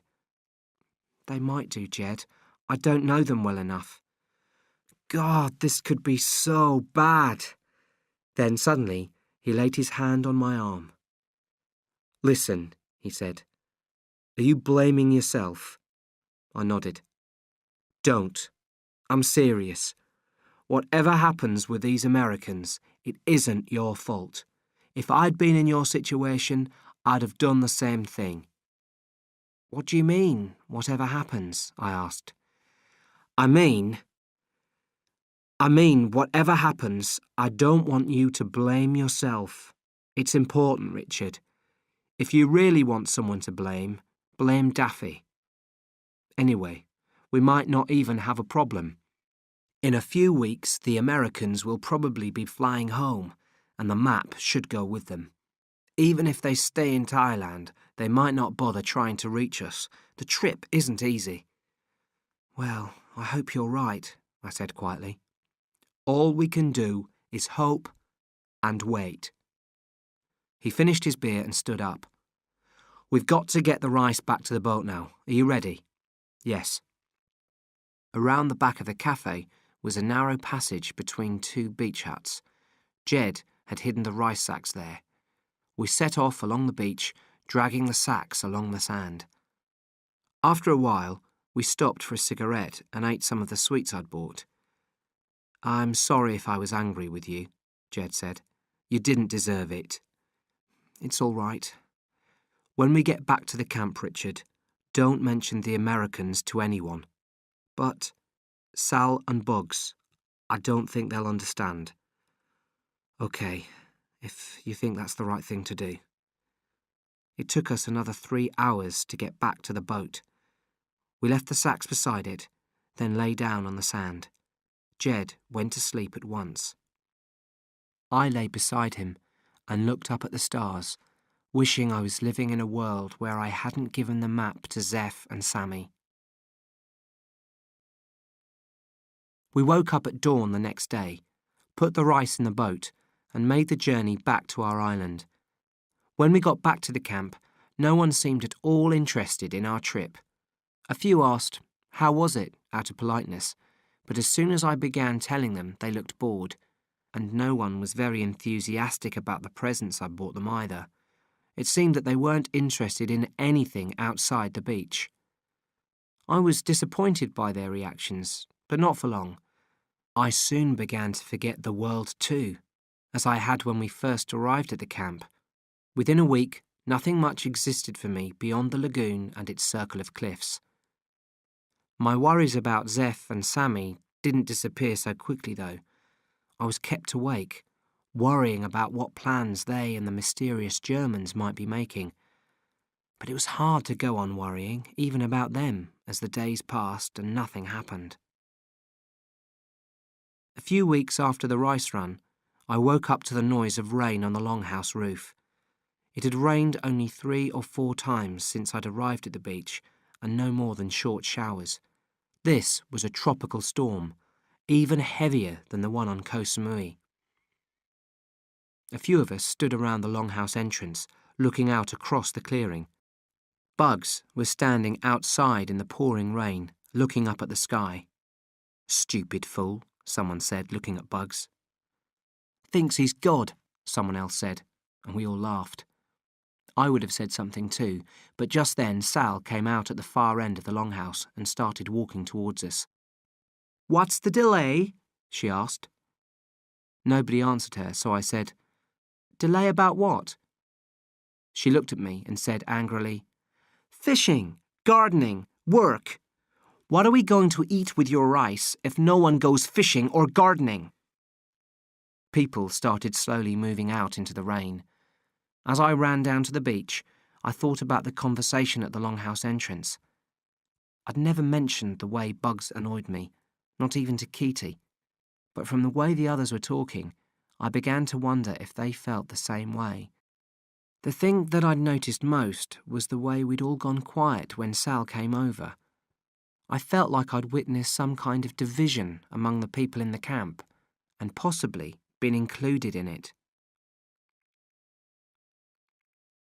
The rain continued to pour all that week and half the next, but in the early hours of Thursday morning it stopped. Everyone was relieved. One day, on my way back from the beach where we'd been fishing, I met Sal. "Richard, are you going back to the camp?" "Yes." "Will you walk with me to the garden? I've got to go down there and I'd like some company. We haven't had a good chat for a long time." I nodded. "Okay, sure." Sal walked slowly. Sometimes she paused to look at flowers. Sometimes she stopped for no apparent reason.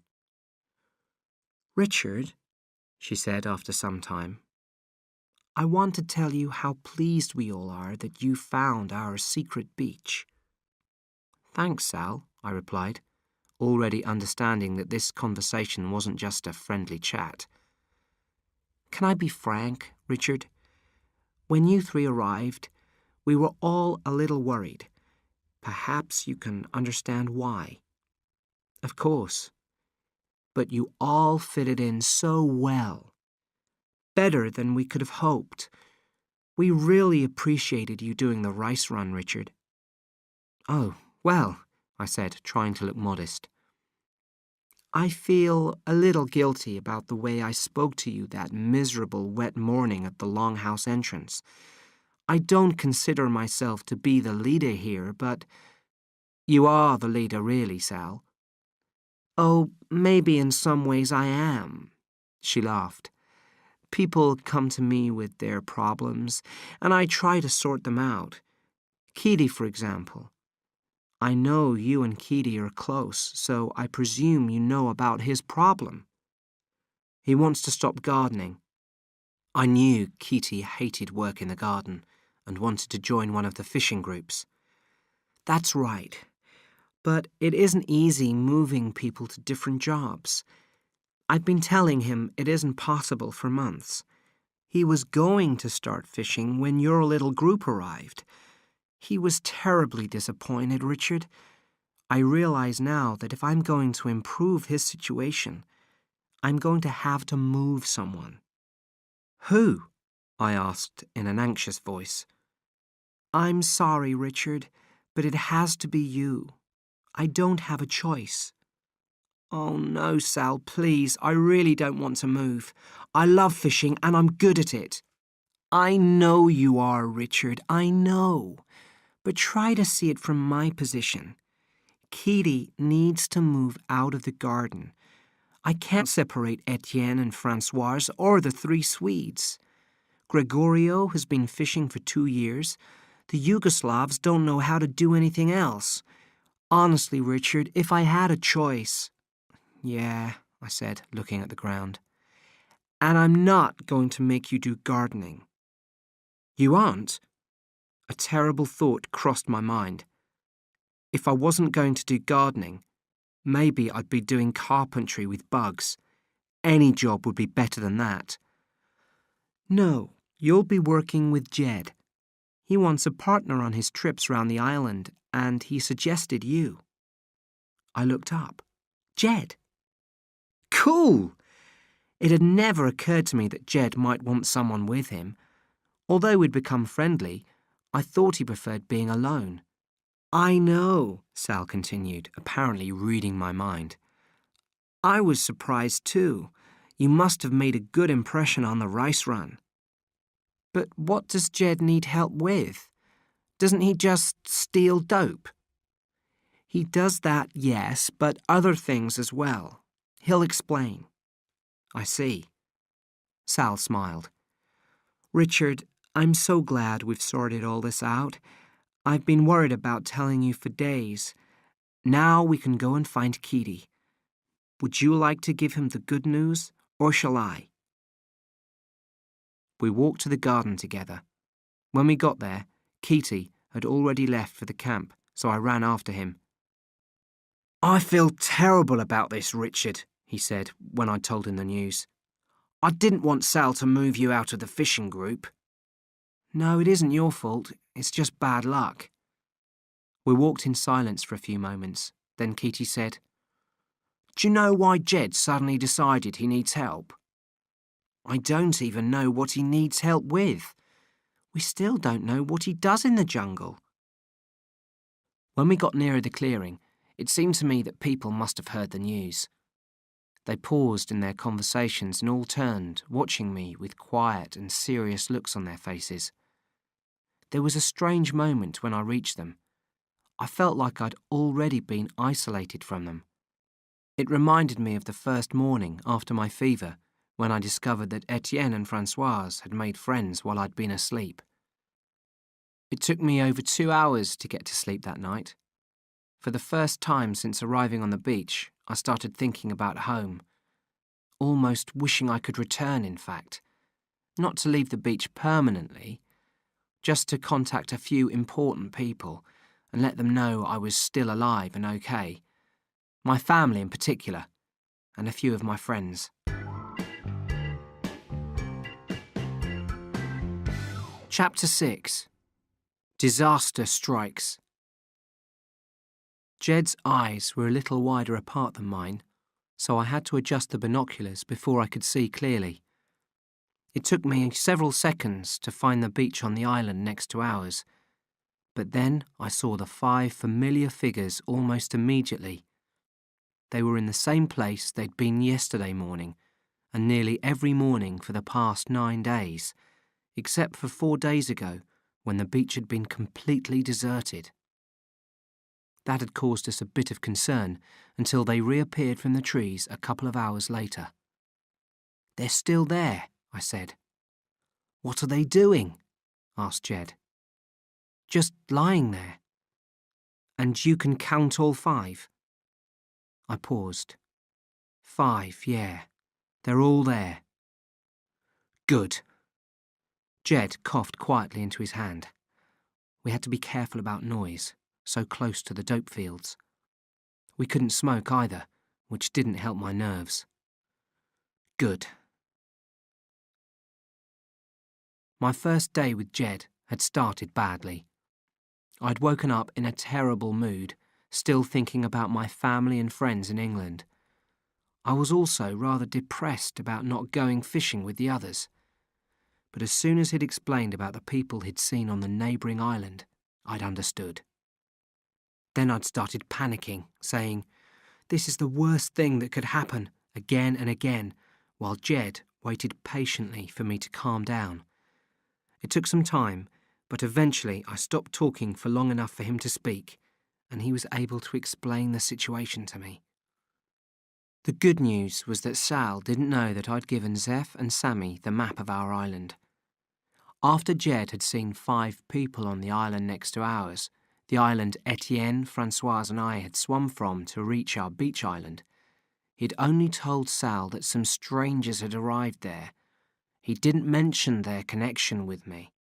She thought that Jed had asked for a partner because he'd got tired of working alone. The other good news was that the people hadn't moved from the island. If they were aiming for our beach, they were obviously finding it difficult to reach us. However, we had to assume that they did want to get to our beach eventually. We also had to assume that 2 of them were Zeph and Sammy, and the other 3 were the Germans that Jed had seen on Koh Phangan when we did the rice run. We couldn't be sure about this, because the people were too small to see clearly through Jed's binoculars, but it seemed likely. When Jed had told me the bad news, I'd spent the rest of that day in a state of shock, watching the 5 people through his binoculars.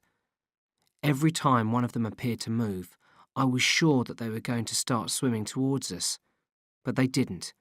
In fact, they hardly moved from their patch of sand, occasionally going into the sea for a few minutes or disappearing into the jungle behind the beach for a couple of hours. After 3 or 4 similar days had passed, my initial level of panic faded, and I just felt generally tense. With the tension, I was able to think more clearly. That was when I began to notice other things about my new job with Jed. The first was getting to know Jed more. We spent every hour until nightfall sitting on a rock at the highest point of our island. Apart from spying, all we could do was talk. Mostly, we talked about Plan B, which was what we were going to do when the 5 people finally got here. The only problem with Plan B was that, like most Plan Bs, it didn't exist. We had several options, but we could never agree on which one was the best. The option I favoured was that Jed went down to meet them and told them that they weren't welcome, but he didn't want to do that. Although he was sure he'd be able to make them leave, he was also sure that they'd go straight back to Koh Phangan and tell everyone what they'd found. Instead, Jed wanted to rely on our island's natural barriers. There was the long swim from the island. Then they had to get past the dope guards, find the lagoon, and then find a way of getting down the waterfall. Jed was confident that this would all be too difficult for them. I didn't like to remind him that Etienne, Francoise, and I had managed it. It was during one of our endless Plan B discussions that Jed told me about the main aim of his job: to look out for new people who were trying to find our beach. "Something's bothering me," I said, putting down the binoculars. Jed frowned. "What?" "I'm afraid they'll find our backpacks. We couldn't swim with them, so we hid them under some bushes. If Zeph and Sammy find them, they'll know we were there and that they're near our beach." "How well did you hide them?" "Quite well. I'm starting to think that I might have copied the map wrong. I drew it in a real hurry, and I could have missed out an island between Koh Phangan and here." Jed nodded. "It's possible. So if they think they're on our island now, that explains why they haven't moved for the last 9 days. They're looking for our beach, which they won't find, but they might find the backpacks." "It's possible," Jed repeated. "But they sit in the same place all day. It faces us, right? So they know this is the right island. They're sitting there and trying to work out how to reach us." We looked at each other briefly. Then I started staring through the binoculars again. Jed and I would stay on the rock until the sun set. Then we'd go back to the camp. We couldn't spy if it was too dark to see, and anyway, Jed said it wasn't safe to be outside the camp after nightfall. You didn't know what or who you might meet. Back at camp, Jed would go and talk to Sal, and I'd get some dinner. Then I'd go and look for Etienne, Francoise, and Kitty. Usually I'd find them near the kitchen hut, having a joint before bedtime. Lying to Sal about Zeph and Sammy and the map was easy, but I hated lying to my friends. However, I didn't have a choice. Until we knew whether Zeph and Sammy would manage to get to our beach, there was no sense in worrying everyone. I could only tell them that my new job involved looking out for people who might be trying to find our beach. "It's a good idea," said Kitty. "What will you do if you see someone coming?" "I'll tell you when it happens," I replied, laughing uncomfortably. At the end of the 10th day working with Jed, we were, as usual, hurrying to get back to the camp before nightfall. My plan was to eat some food quickly and then spend the rest of the evening with my friends. But when I got to the kitchen hut, All I found was a cold pile of boiled rice. The cooking pots for fish and vegetables were empty. Then I noticed something even more strange. Apart from Jed, the clearing seemed to be completely deserted. I walked over to Jed. "Do you notice anything weird?" I said. "Well, I can't see any food." "Exactly. There isn't any food, and there aren't any people either." Jed stood up and shone his torch around him. "Yeah," he said, "that is weird." We looked around us for a few seconds, our eyes following the light from the torch. Then, from somewhere nearby, there was a loud moan, the sound of someone in a lot of pain. "God, did you hear that?" whispered Jed. We paused, listening carefully. Then we heard the moan again, and the hairs on the back of my neck stood up. There was something frightening about the empty camp in the darkness. "Okay," said Jed. "We'd better investigate." We'd only walked a little way when someone put their head out of one of the tents. It was a girl called Ella. "Jed? Richard?" "Yeah, it's us. What's going on, Ella?" She shook her head. "Come inside. It's a disaster." We went in. One of the cooks was lying inside the tent. His eyes were closed and he was holding his stomach. "It was Keaty, stupid fool," Ella said, wiping the sweat from the guy's forehead. "Keaty? Why? What did he do?" I asked. "He put a squid in one of the fishing buckets, and we cut it up and cooked it with everything else." "So?" "The squid was already dead when he speared it. Most of the people in the camp have food poisoning and are being violently sick. Only 5 or 6 of us are all right. I've got a bit of a stomachache, but I think I've been lucky." "And why did Keaty spear a dead squid?" "I'd like to ask him that myself. We'd all like to ask him," said Ella in an angry voice. "Where is he?" I asked. "In his tent?" "Maybe." "OK. Well, I'll go and talk to him." It took me ages to find Keaty. He wasn't in his tent, and there was no response in the clearing when I called his name. Eventually, I decided to check the beach where I saw him sitting in a patch of moonlight a little way down the shore. "Hi," he said in a low voice. I nodded and sat beside him. "I'm not very popular at the moment, Rich." "Neither is Squid." He didn't laugh. "So what happened?" I asked. "Don't you know? I poisoned the camp." "Yeah, but—" "I was fishing, using Gregorio's mask. I saw this squid. We've eaten squid 100 times before, so I speared it and threw it in the bucket. I didn't know it was already dead." "But if it wasn't moving—" "Yeah, well, I know that now. But I thought its arms were moving." "So it was a mistake? It wasn't your fault?" "God, Rich, of course it was my fault," he shouted and looked away.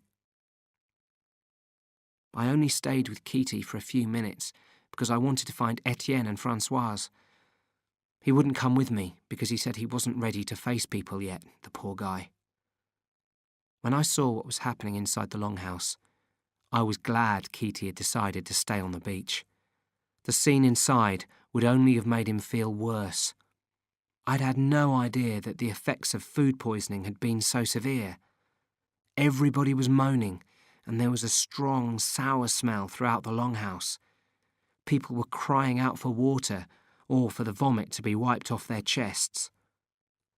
I eventually found Francoise and Etienne. Etienne was asleep, so I suppose he might have been unconscious, but he was breathing steadily, and his forehead didn't feel too hot. Francoise, however, was awake and in a great deal of pain. She didn't cry out like everyone else, but she bit her bottom lip, and all over her stomach were marks from where she'd been digging in her fingernails. "Stop doing that," I said firmly. She looked at me through dull eyes. "Richard?" "Yes, stop biting your lip." "What is happening, Richard?" You've got food poisoning. I mean, what is happening to everyone else? Well, I looked down the longhouse. I wasn't sure how to answer in case I frightened her. People are being sick. Do you think this is serious for us? No, no, I replied, laughing encouragingly. You'll all be much better tomorrow. You'll be fine. Good. Richard, I need some water. Please, will you bring me some? Of course. I'll be back in 2 minutes. Outside, I found Jed sitting in front of the kitchen hut, eating some plain rice. He held out his bowl as I approached and said, "You should eat." "I'm not hungry. Have you seen inside the longhouse?" He swallowed. I put my head round the door. The same thing's happening in the tents. Are you worried? Sure. People can die from food poisoning like this. We need to make them drink lots of water, and we need to keep ourselves fit so we can look after them. That's why you should eat something. You haven't eaten since morning. Later, I said, thinking of Francoise. I got some water and walked back to the longhouse. While I'd been away, Francoise's condition had got worse. I helped her drink the water and stayed with her until her breathing became slower and heavier and she finally fell asleep. I don't really feel I have to explain what happened next, but I will anyway. I bent over and gave Francoise a kiss on the cheek. I remember noticing how soft and smooth her skin was. In the middle of that terrible night, with everyone moaning and all the vomit, I wasn't expecting to find sweetness. It took me a little by surprise, and I closed my eyes for a few moments just for the chance to forget about all the bad things that were happening.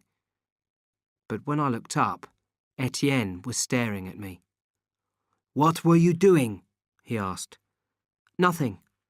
You were kissing Francoise." "So? I gave her a kiss on the cheek. You've seen me do that before." "You've never kissed her like that before. For so long." I felt exhausted. "You've got this wrong," I said. "You're very ill. It's affecting you." Etienne didn't say anything. I tried a joke. "If I give you a kiss, will that make everything okay?" He paused a bit longer and finally nodded. "I am sorry, Richard. You are right. I am ill and it is affecting me. But I can look after her now. Maybe some others need your help." "Yeah, I'm sure they do. Shout if you need anything." I stood up and glanced at Francoise, who was still fast asleep. Then I walked out of the longhouse. That night, I slept in the clearing. The last thing I remember before falling asleep was Sal's voice. She'd recovered enough to walk around and was calling Keaty's name. I could have told her he was down on the beach, but I decided not to. I didn't like the sound of her voice. It was like a parent calling to a naughty kid. Jed woke me at about 6:30 with a bowl of rice. While I ate, he talked. "Listen, one of us has to go and see what Zeph and Sammy are doing." "Oh, okay, but why not both of us?" "Why do you think? Someone has to stay here to look after all these sick people, and I think it should be me. I know a little bit about first aid." "And what should I do if Zeph and Sammy are on their way here?" Jed paused.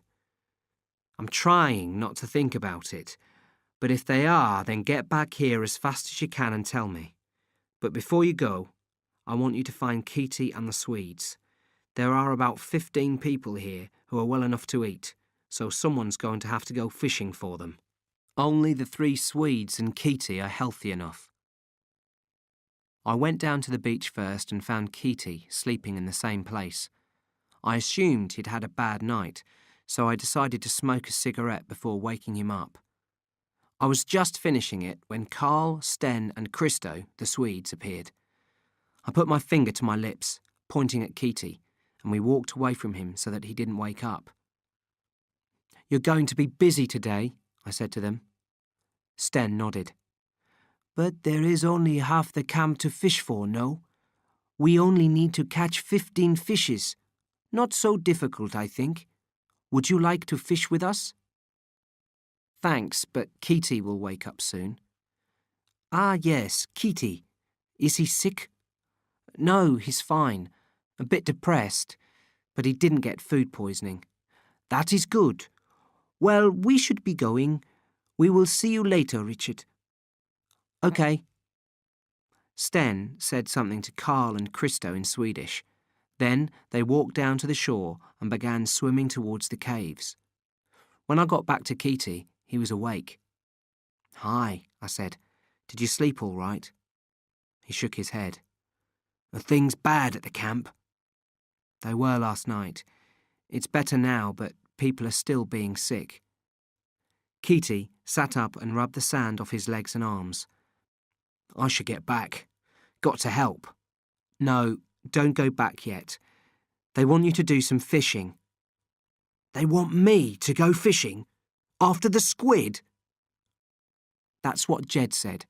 The Swedes will be fishing too, and most people won't be eating. Just catch a few fish." "OK then. See you later, Richard," Keaty said, and set off down the beach towards the water. Hours later, I made my way back to the camp after spending the afternoon watching Zeph, Sammy and the Germans through Jed's binoculars. The clearing was empty apart from Ella, who was cleaning a few fish outside the kitchen hut. "I was hoping you'd bring some more fish," she said when she saw me. "Keaty's the only person who's brought me any." "What about the Swedes? Haven't they come back yet?" "No, they haven't. What time is it anyway?" I looked at my watch. 6:30. I wonder why they're taking so long. Maybe it's the boat. Perhaps the engine broke down or they ran out of petrol. Ella looked annoyed. "Maybe," she said. "But if you think about it, they could have swum back by now." I thought about this last comment of Ella's as I walked towards the longhouse, because she was absolutely right. The Swedes could easily have swum back in 2 hours, even dragging the boat behind them. In a way, then, I was already aware that something serious had happened to Sten, Carl and Christo. Logically, it was the only explanation. But there were too many problems in the camp to start worrying about new ones. As I entered the longhouse, people were calling out for water or for someone to clean up their vomit. I ran around helping people and didn't have time to think about the Swedes again for ages. At 8:45, the longhouse door banged open. "Oh, there you are," I started to say, but the words dried up in my throat. Carl was half bent over, and the expression on his face told us at once that there was something badly wrong. He took a single, heavy step towards us, moving into the brighter candlelight. That was when we realised that he was carrying someone on his back. Sten. Suddenly, Carl fell forwards without making any effort to stop himself, and Sten slipped off his back onto the floor. He was terribly injured. There was a circle of flesh as large as a football missing from his side. Etienne was the first to move. He raced past me, almost knocking me to the ground. When I looked up, he was bending over Sten. I heard Sal, behind me, calling out, "What's happened?" And then Carl began screaming at the top of his voice. For a minute, people covered their ears as his cries filled the longhouse.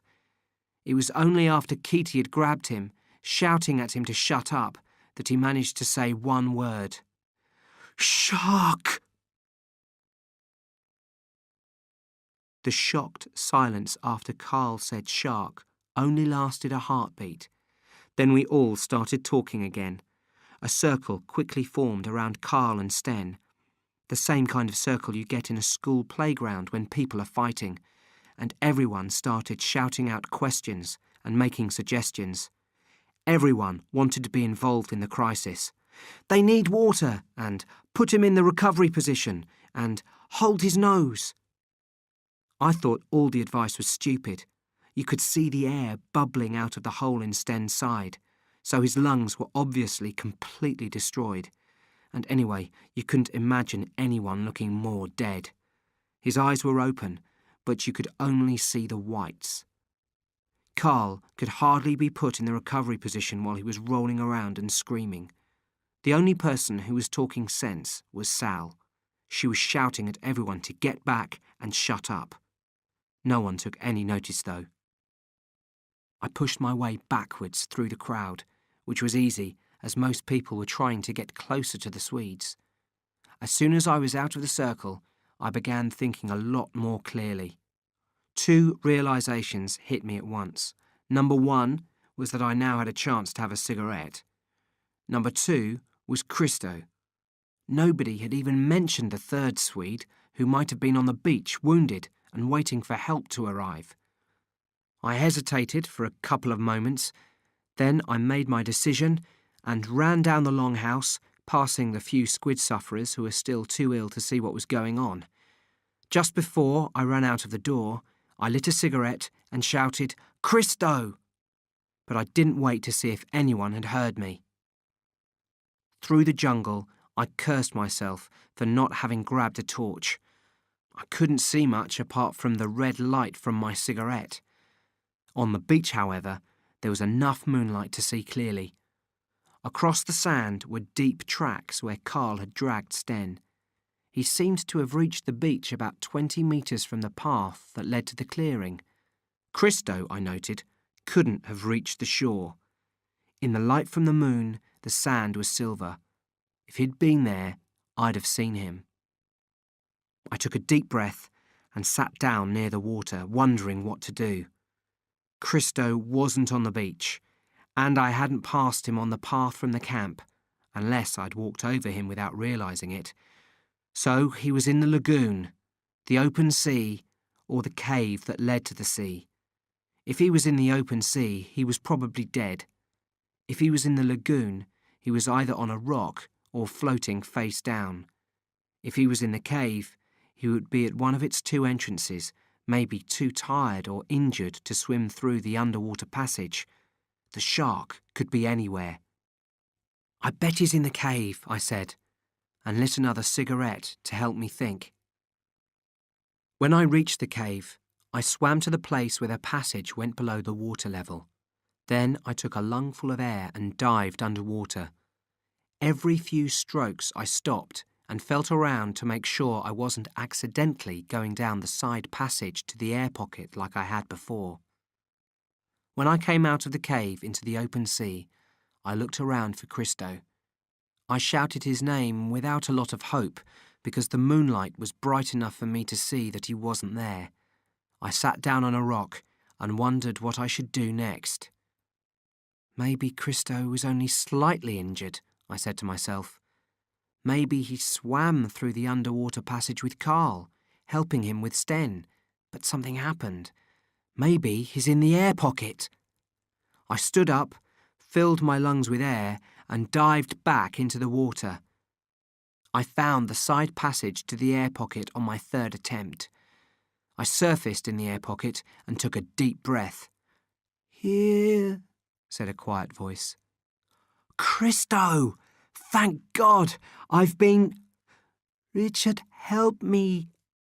"Yes, I'm here to help." I pushed out my hands and touched Christo. He moaned. "Are you badly hurt?" "I have some injury." "You have to swim. We've got to get out of this air pocket.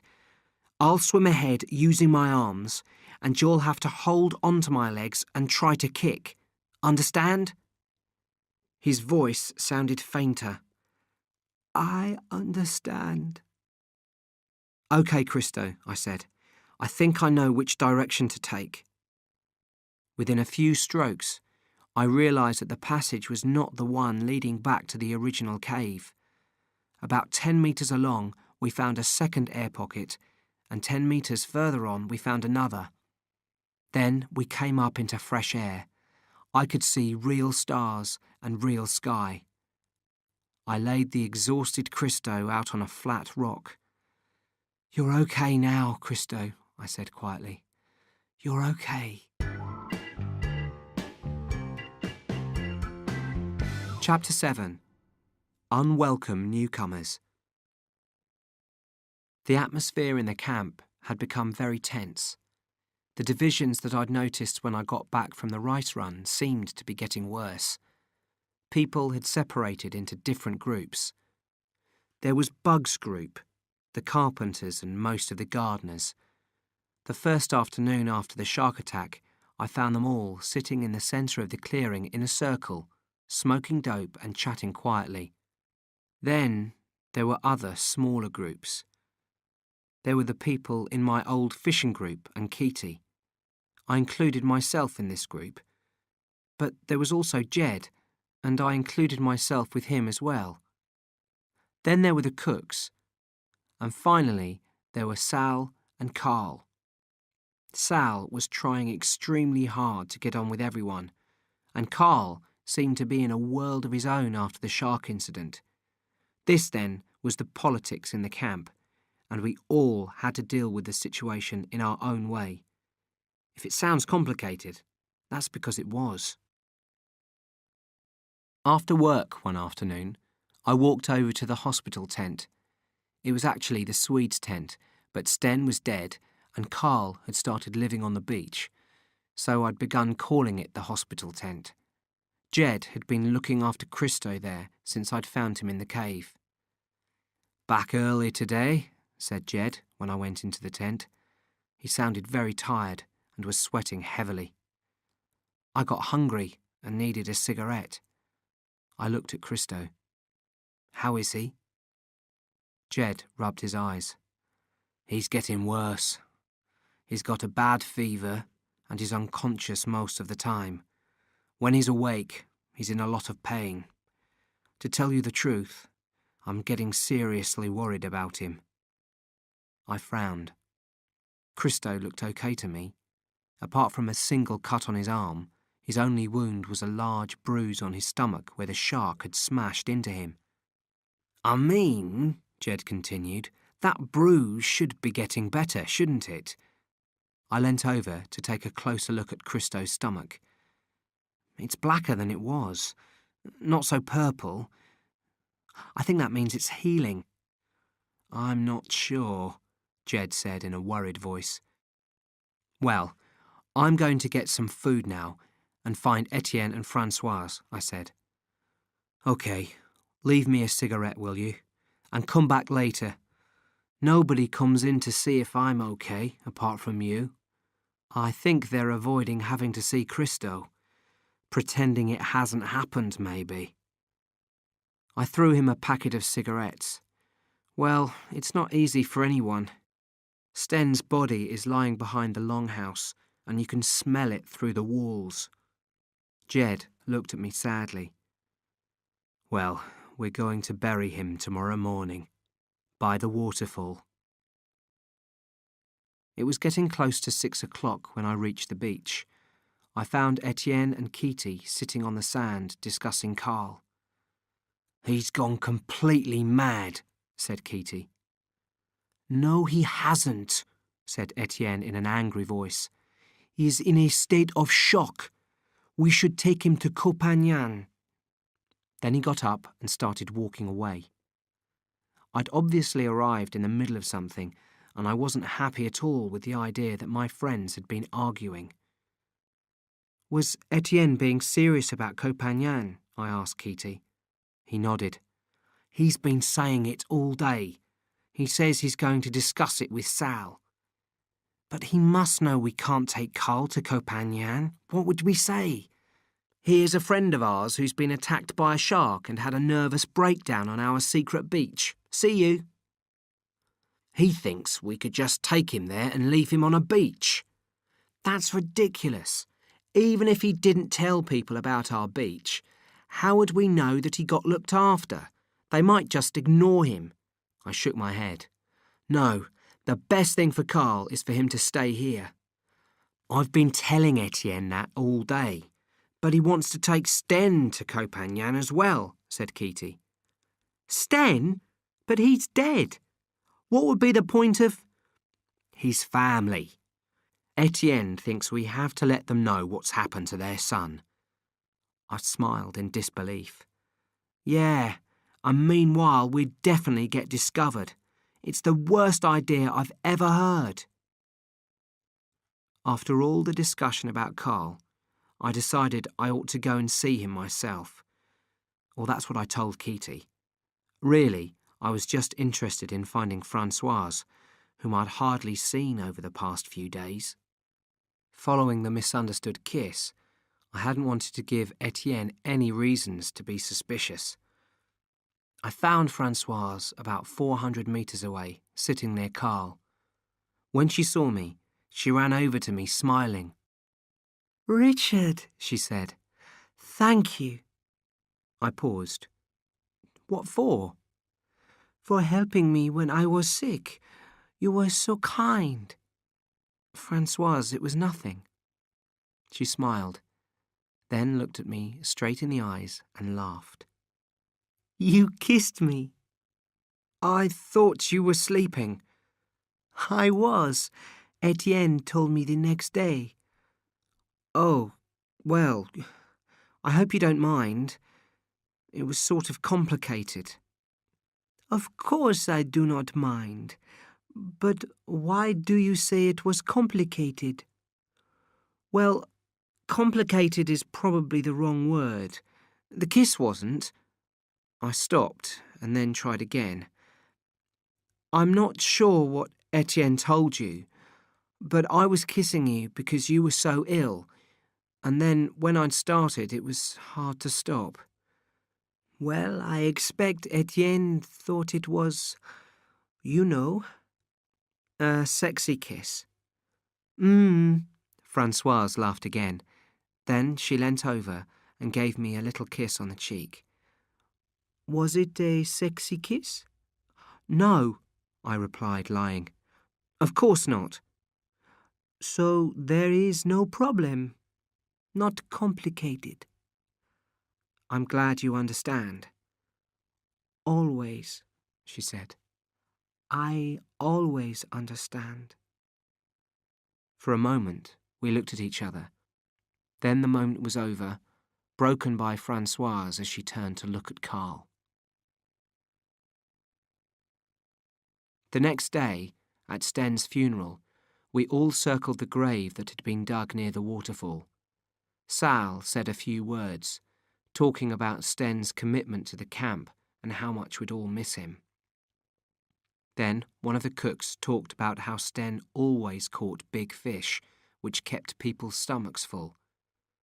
Someone else told us how Sten was always ready to play football on Sunday and how fairly he played. When we began filling the grave with earth, several people started crying. Bugs planted a wooden cross on the grave with Sten's name on it. As we all turned to go back to the camp, Sal stopped us. "Wait," she called out. "I don't want anyone leaving yet. There's something important I need to say, and I want everyone to hear it." People stopped, looking puzzled, and waited for Sal to continue.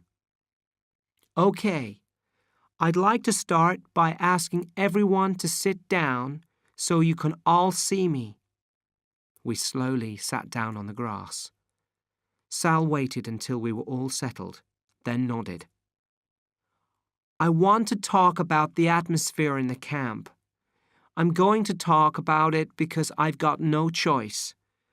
I'm going to talk about it because no one else seems willing to do so." No one said anything. "The way I see things is like this," Sal went on. "We've had 2 disasters over the past week. First, there was the food poisoning, and then we had the terrible tragedy with the shark. For these reasons, the atmosphere in the camp has been bad. It's understandable. We're all human. But it ends here. It ends with the burial of a friend, so that something positive will come out of his death.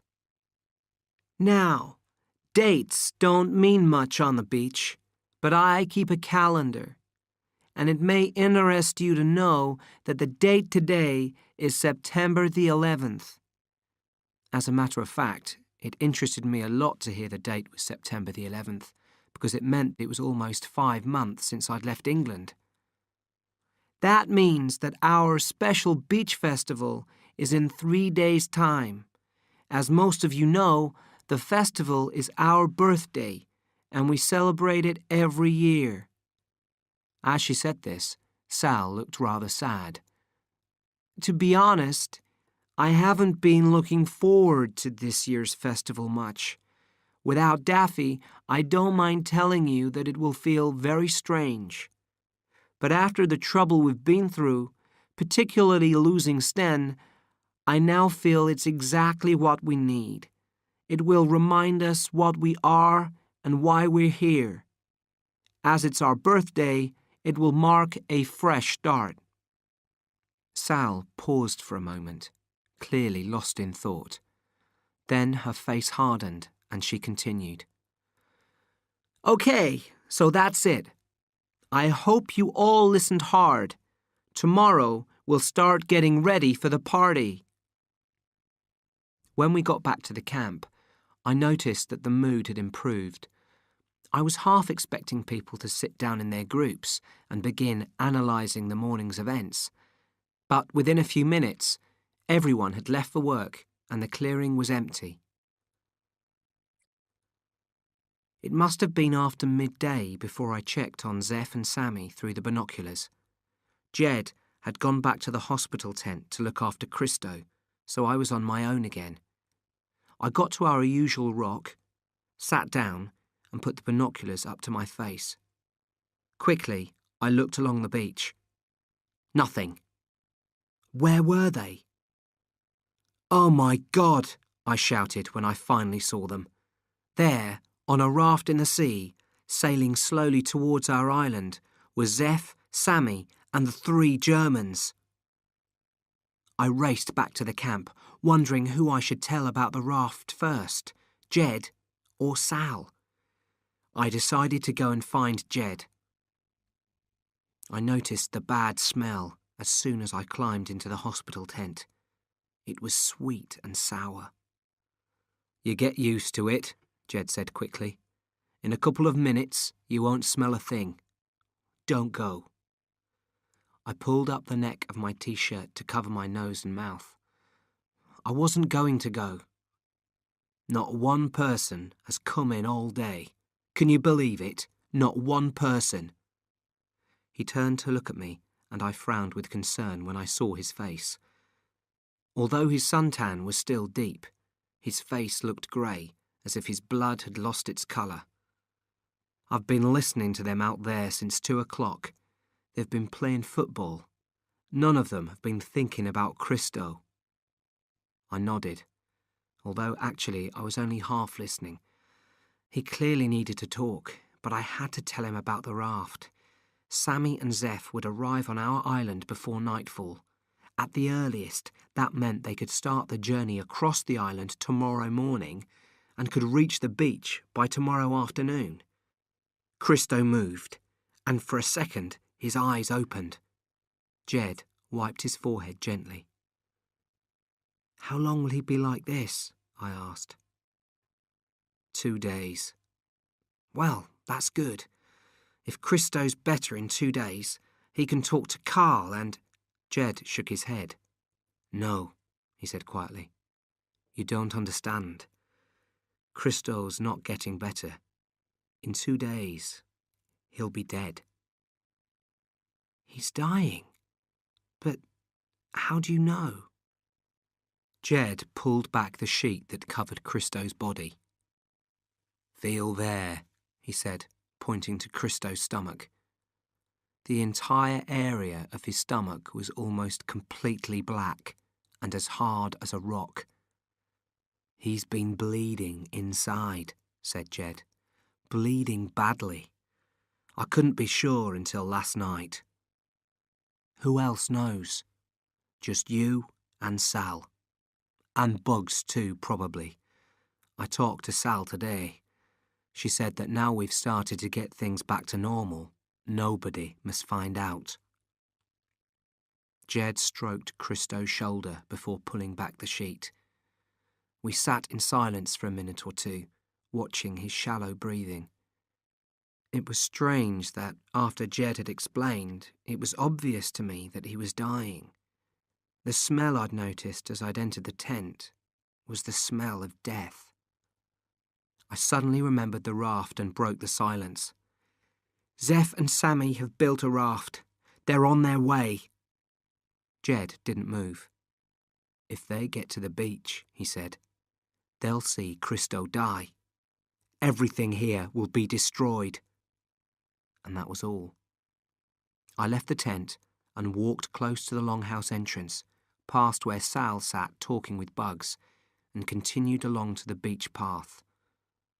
At the first corner, I stopped, leaning against a tree, and lit a cigarette. Sal appeared almost at once.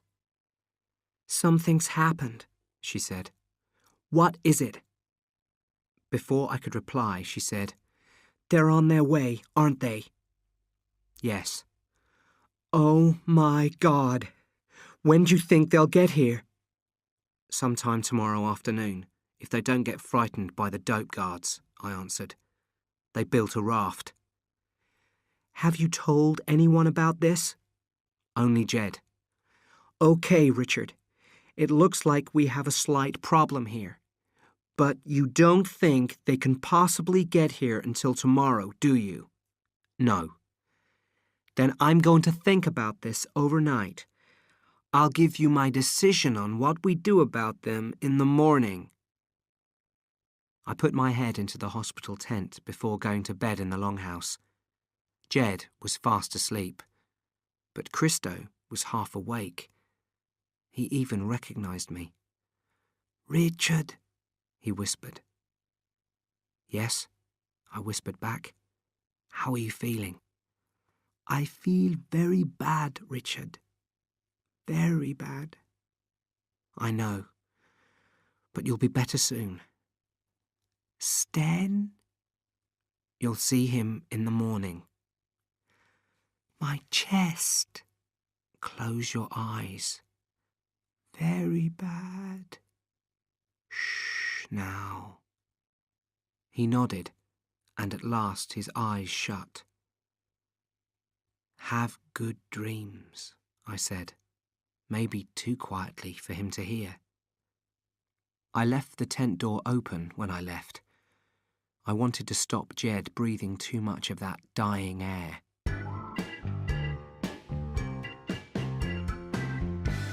Chapter 8. Paradise to Hell. Sal gave me my instructions at 5:45 the next morning. I had to follow Zeph, Sammy, and the 3 other rafters across the island. When they reached the top of the waterfall, she wanted me to stop them and tell them to leave the island at once. If that didn't work, I had to prevent them from going any further in any way I could until Christo was dead. After that, we would work out whether to let them into the camp or keep them out. By setting off early, I was hoping that Zeph and Sammy would still be with their raft. Finding them would be a lot harder if they'd already entered the jungle. I was also assuming that they'd have landed on the same stretch of beach where Etienne, Francoise, and I had first arrived. The early morning effort was worth it. The rafters were still on the beach. Even though I'd been watching them for weeks, it was a shock to see the group so near. It confirmed that it actually was Zeph and Sammy we'd been watching, and therefore that I was responsible for their presence on the island. I still hadn't worked out what I was going to say to Sal about the map. From where I was lying, about 20 metres from where they sat, I could see only 4 of them. The 5th was hidden behind the raft. One of the Germans I could see was a boy, the other a girl. With some satisfaction, I saw that the girl was pretty, but not as pretty as Francoise. No one on the beach was as pretty as Francoise. The guy looked very similar to Bugs. They could have been brothers. I disliked him immediately. Eventually, I managed to see the fifth person in the group, another girl, and annoyingly, I couldn't criticise her looks.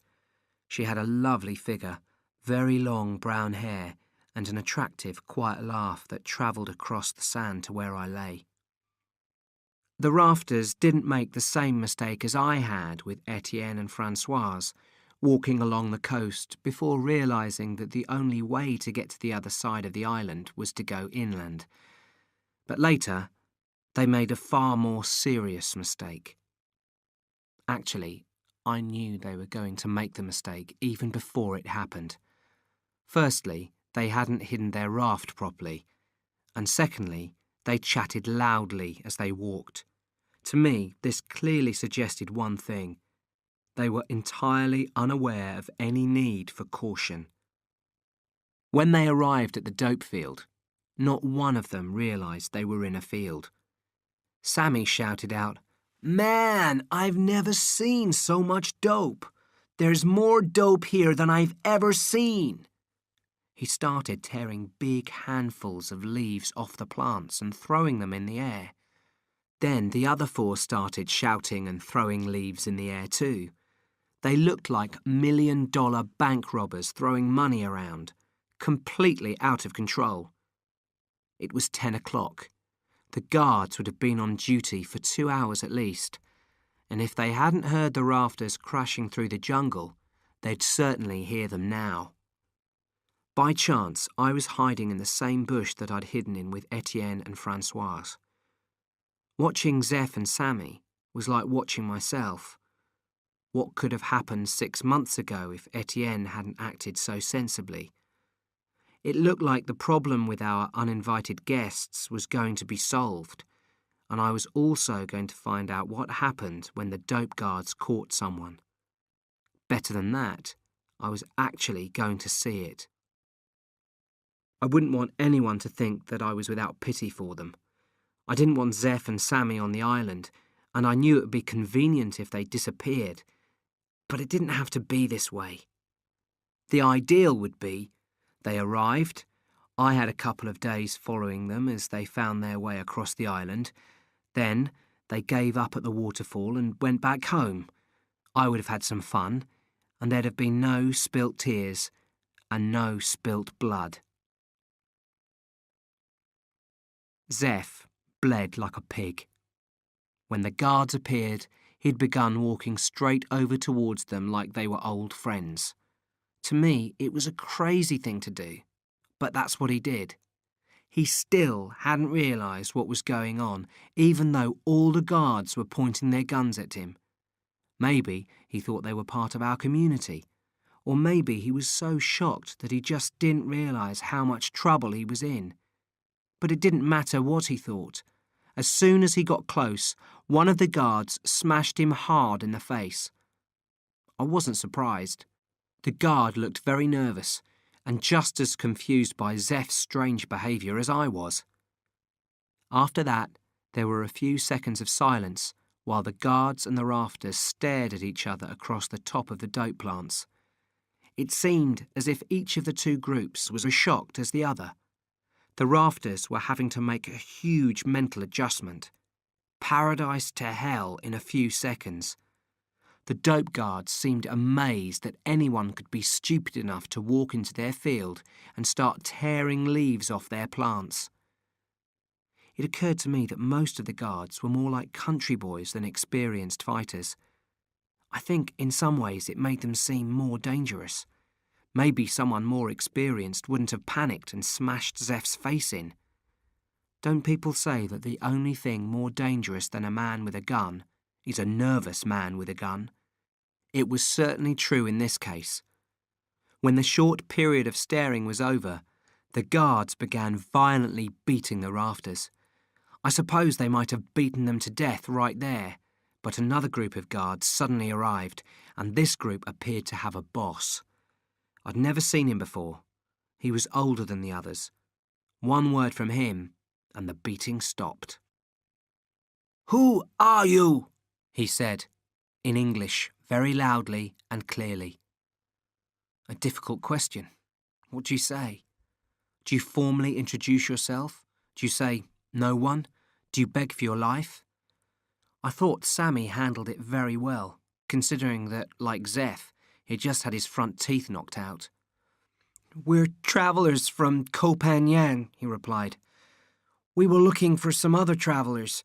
We made a mistake. We didn't know this was your island. The boss nodded, not unkindly. Very big mistake. Please, we're very sorry. You alone now? And friends here now? We're alone. We were looking for a friend. We thought he was here. And we know we made a mistake. Why you look for friend here? Our friend gave us a map. What map? I can show. You can show me map later. Please, we're very sorry. Yes, I know about you being sorry. We'd like to go. We could leave your island now, and we wouldn't tell anyone about anything. Yes, you tell no one. I know about that. Sammy tried to smile. All his remaining teeth were bright red. Will you let us go? Please. Ah, the boss smiled back. You can go. Thank you, sir. Thank you. I promise you, we won't tell any. You can go with us. With you? You go with us now. No, Sammy began to protest. Please wait. We made a mistake. We're very sorry. We won't tell anyone. The German guy started to get up, holding his arms in the air. We will not speak, he cried. We will not speak. The boss stared at the German, then spoke quickly to the guards. 3 of them moved forward and tried to lift Zeph by the arms. He began to struggle. Another guard stepped forward and hit him in the stomach. The other rafters began screaming. One of the German girls tried to run away, but the guards caught her and started beating her. I covered my face in my hands as the guards began dragging their prisoners away. The cries and screams were gradually replaced by jungle noises. I slowly stood up and set off on my way back to the camp. It wasn't an easy journey. My head ached, my legs felt unsteady, and I kept falling over. Looking back, it seems obvious that I'd suffered a terrible trauma and was in a hurry to leave an area which still felt heavy with screams. But that wasn't how I saw it at the time. I only thought about the importance of getting back to the camp and telling Sal about what had happened. After a few minutes, I heard a loud noise from somewhere in the jungle. I froze. Within 5 or 6 seconds, the silence was exploded by a burst of gunfire. The noise tore through the trees with shocking loudness. Jesus Christ, I whispered to myself. It's happened. They've been shot. I felt violently sick. I imagined the rafters' bodies, their shirts covered in blood, their limbs twisted. As I made my way down to the waterfall, I couldn't decide if it had all gone wrong or if it had all gone right. It was true that our problem with the new arrivals was over and that Sal would never find out that I'd given Zeph and Sammy the map. But that didn't seem to change the way I was feeling. Struggling to walk, I wanted to scream out loud. My brain couldn't cope with what had just happened. It refused to even try. Sal was waiting for me beneath the waterfall.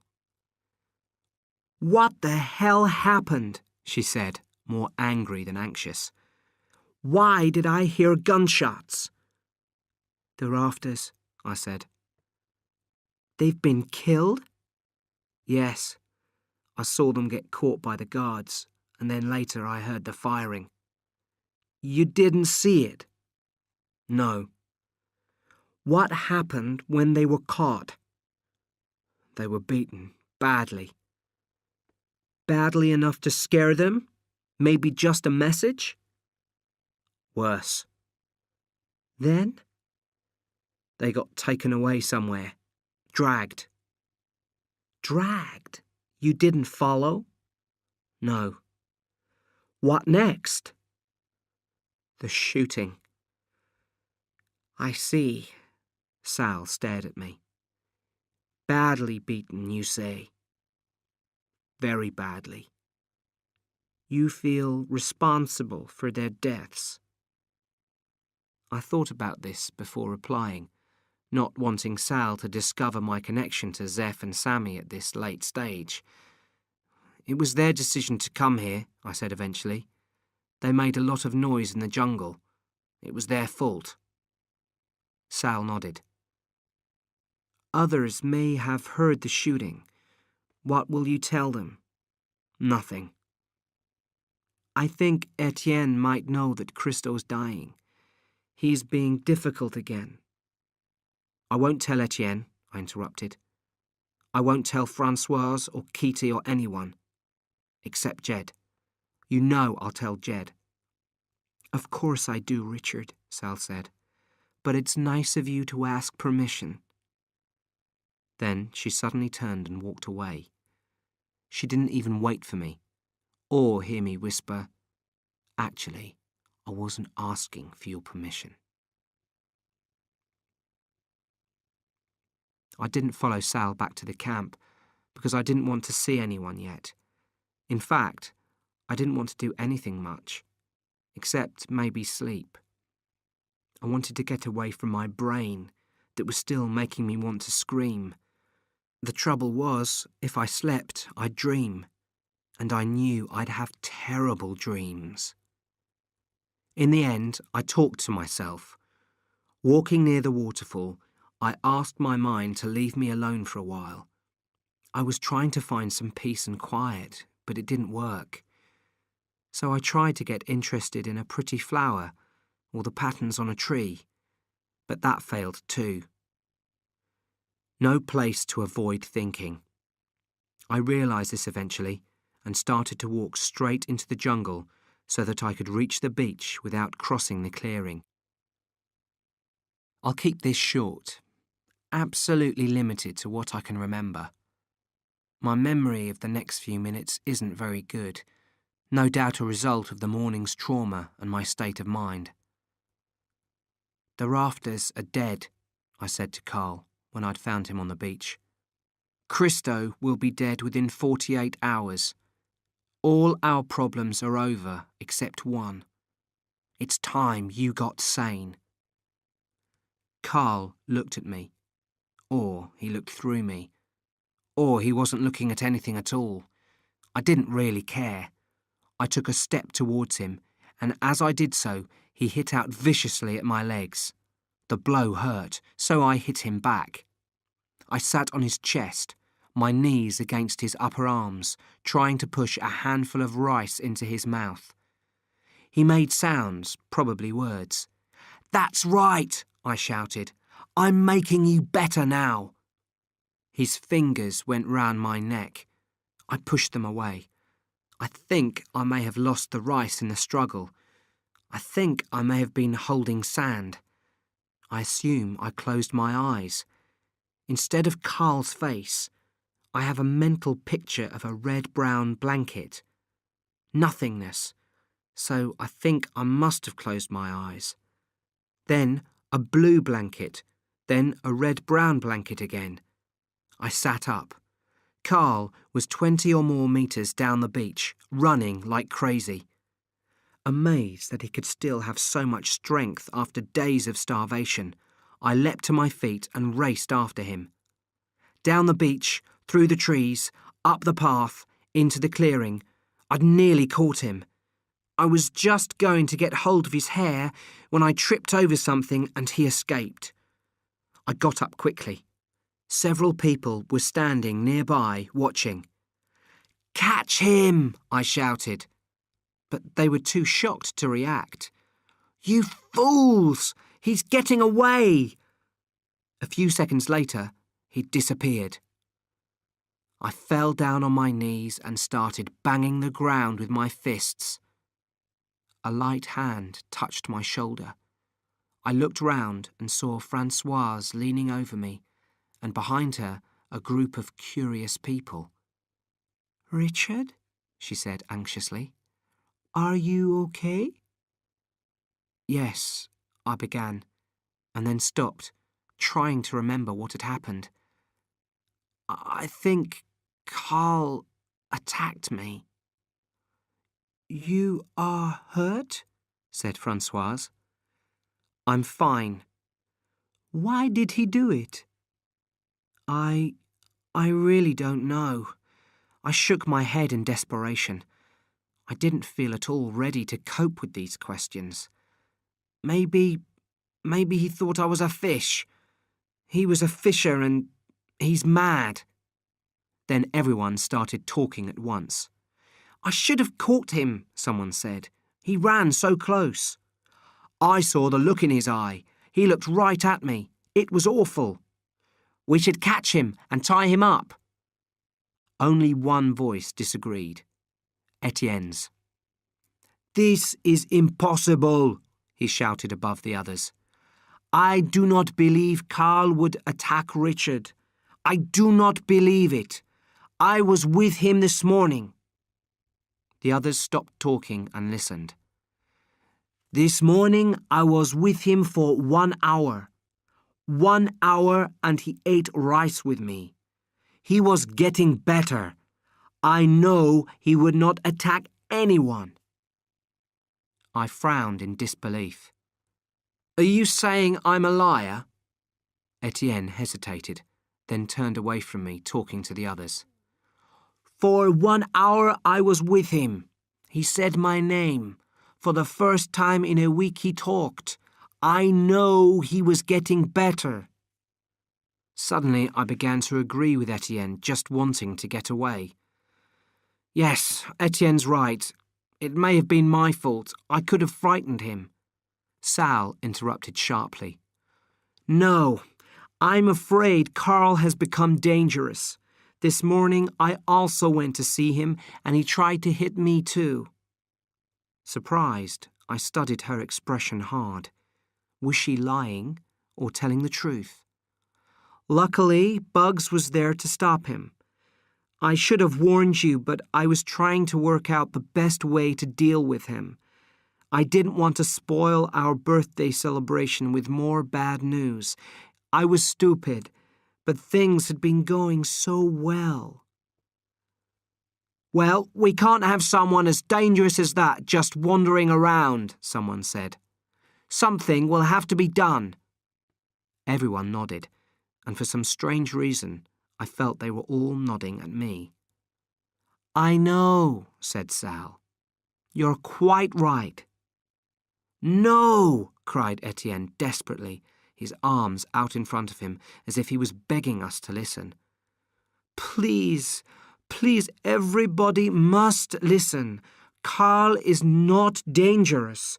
He needs help. I think maybe we could take him to Copa." This time it was Françoise who made him stop by walking away. He couldn't speak as he watched her marching across the clearing. Then he ran after her, still holding his arms out in front of him. When it was dark, I went over to the hospital tent. If possible, conditions were even worse inside the tent than they had been before. The terrible smell was the same, but now there was blood everywhere. Blood from Christo's stomach on the sheets, all over the floor, and across Jed's arms and chest. "Jesus Christ," I said. "What's been going on in here?" Jed turned towards me. He looked terrible. "Do you have any good news?" he asked in a low voice. "I'm tired of bad news now. I only want to hear good news." I paused. "I've got some news. Zeph and Sammy are dead. Shot by the dope guards." "Dead," Jed said without emotion. "Aren't you pleased? Not pleased, I mean relieved, in a way. It means the beach is safe. Our secret beach. What about the others? He asked. The others? The people we haven't seen yet. The ones that will arrive next week, next month, or next year.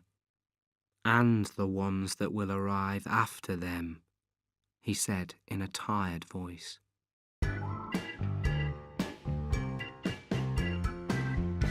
Chapter 9. Escape. I watched Sal from just inside the longhouse door. Everyone was standing in a big circle, and she was in the middle, marching around and shouting out orders. The fishers had to catch extra fish for the party meal.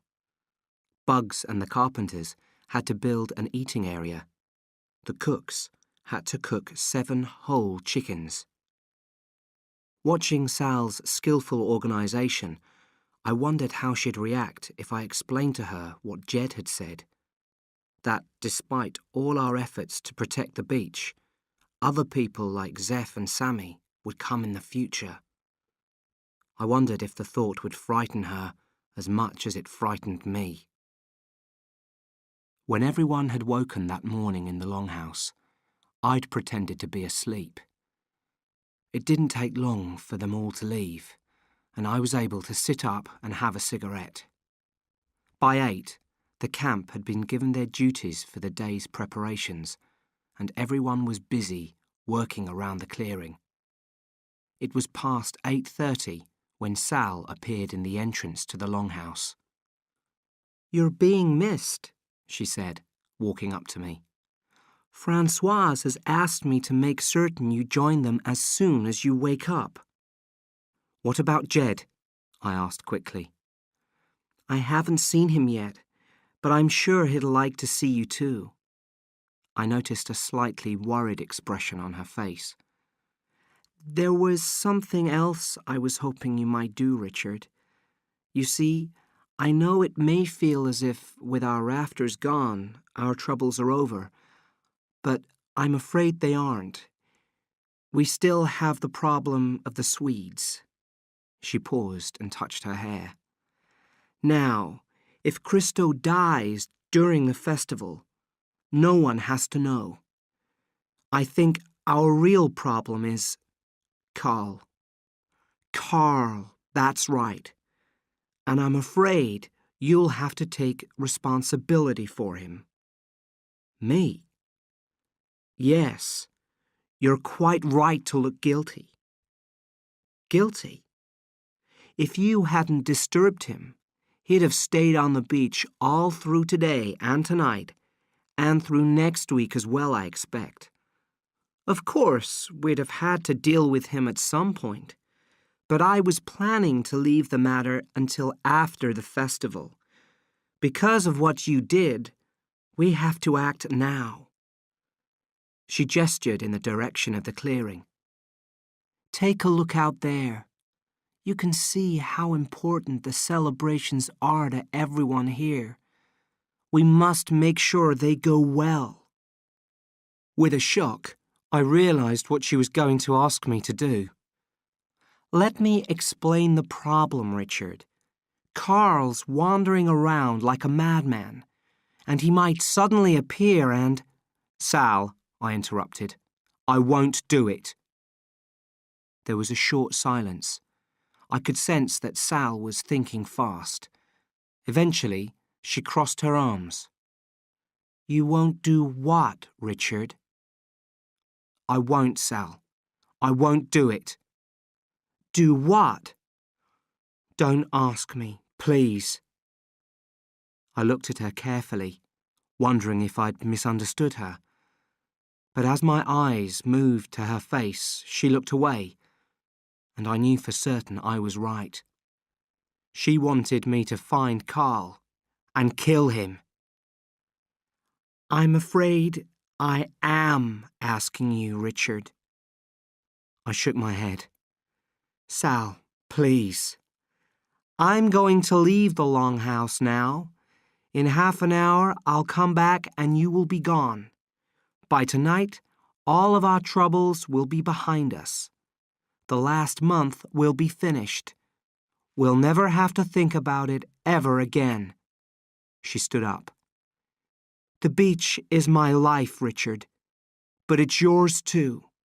Don't forget that." I nodded miserably. "Good."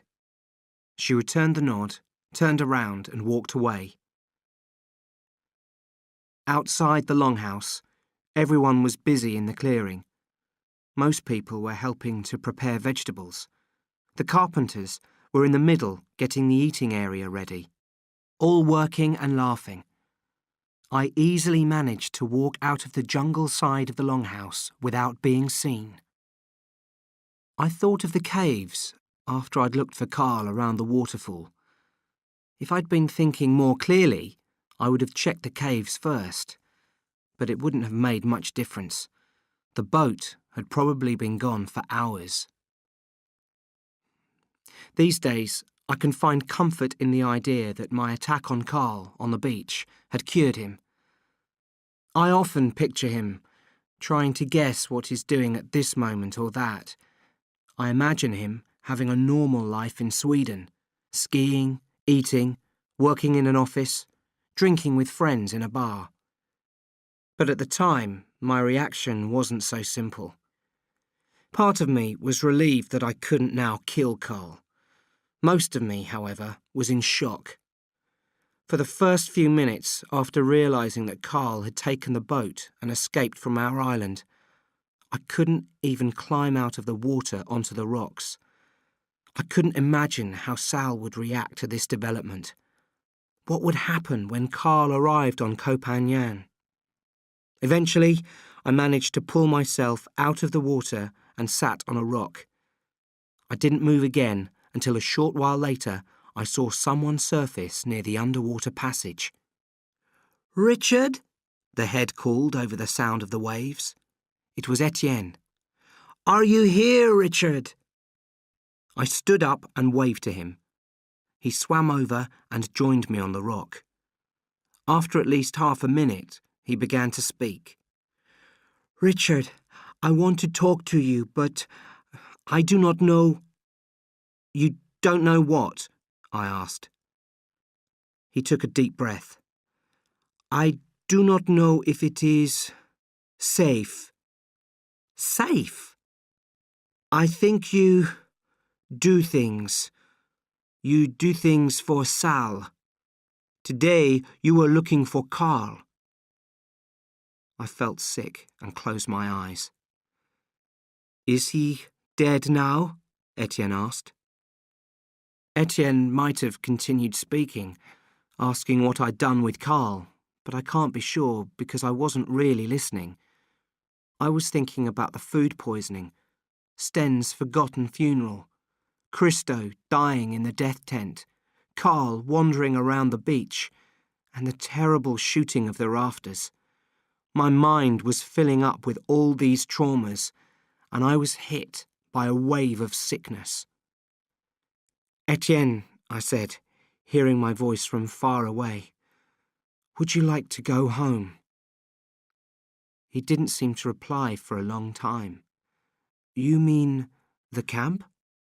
"Not the camp. I mean home. Leaving the beach. France for you and Francoise. England for me." I turned to face him and saw the expression of hope and fear on his face. "Don't worry," I said. "Everything will be okay. We're going to leave tonight." I wasn't worried about the practicalities of leaving. It would have been easier if Carl hadn't taken the boat, but we still had the raft. If that was gone, we'd swim. We were all much fitter than we had been, and I was sure we could manage the swim to the next island again. We had water, and we knew how to catch fish to eat. I had much more serious things on my mind, like who we'd take with us. Francoise was the first person we had to talk to. We found her on the beach. Etienne stood in front of her, talking rapidly in French. After a few minutes, Francoise looked over at me with wide eyes. Etienne said something urgent, and she answered. Then he nodded quickly in my direction, and that was that. I knew she'd agreed to leave the island with us. It was a big relief. I'd been completely unable to predict how she'd react, and so had Etienne. But the other two names on our list were even more unpredictable, Jed and Keaty. Or my list, I should say, because Etienne didn't want to take either of them. I could understand that. If we had only had Francoise to take, we could almost have left at once. But over the months of my beach life, Jed and Keaty had been my two best friends, and I couldn't disappear without offering them the chance to come too. Soon after Etienne had finished talking to Francoise, she came over to where I sat. "Is there a problem?" I asked. "No," she said. "But, Richard, you do not think things can get better after the festival? Everyone says life will be better. You do not think maybe we should stay? We can wait for a few more days and then—" "The festival will change nothing, Francoise. Life will only get worse." "Worse? Worse than we have had?" "Yes." "But you will not tell me why." "I don't think I can explain, but I'm sure I'm right." "We will never be able to come back," she said. "So sad." "Perhaps," I replied, "if there was anything to come back to." She walked away, and I went to find Keaty. I'd imagined that he would be the hardest to persuade. He'd lived on the beach for longer than all of us, but in fact, he was the easiest. All I had to do was tell him that the boat had disappeared. "Oh my God! What's Sal going to say? She'll go mad! Jesus Christ!" "What's wrong?" I asked. "I was the one who tied the boat up," he said. He'd been to Koh Phangan in the boat with Bugs to buy things for the celebration meal. "First the dead squid, now losing the boat. She'll kill me." "Keaty, does Sal know about the boat already?" "No." "You promise?" "I promise, but she'll find out soon." "And then what will she do?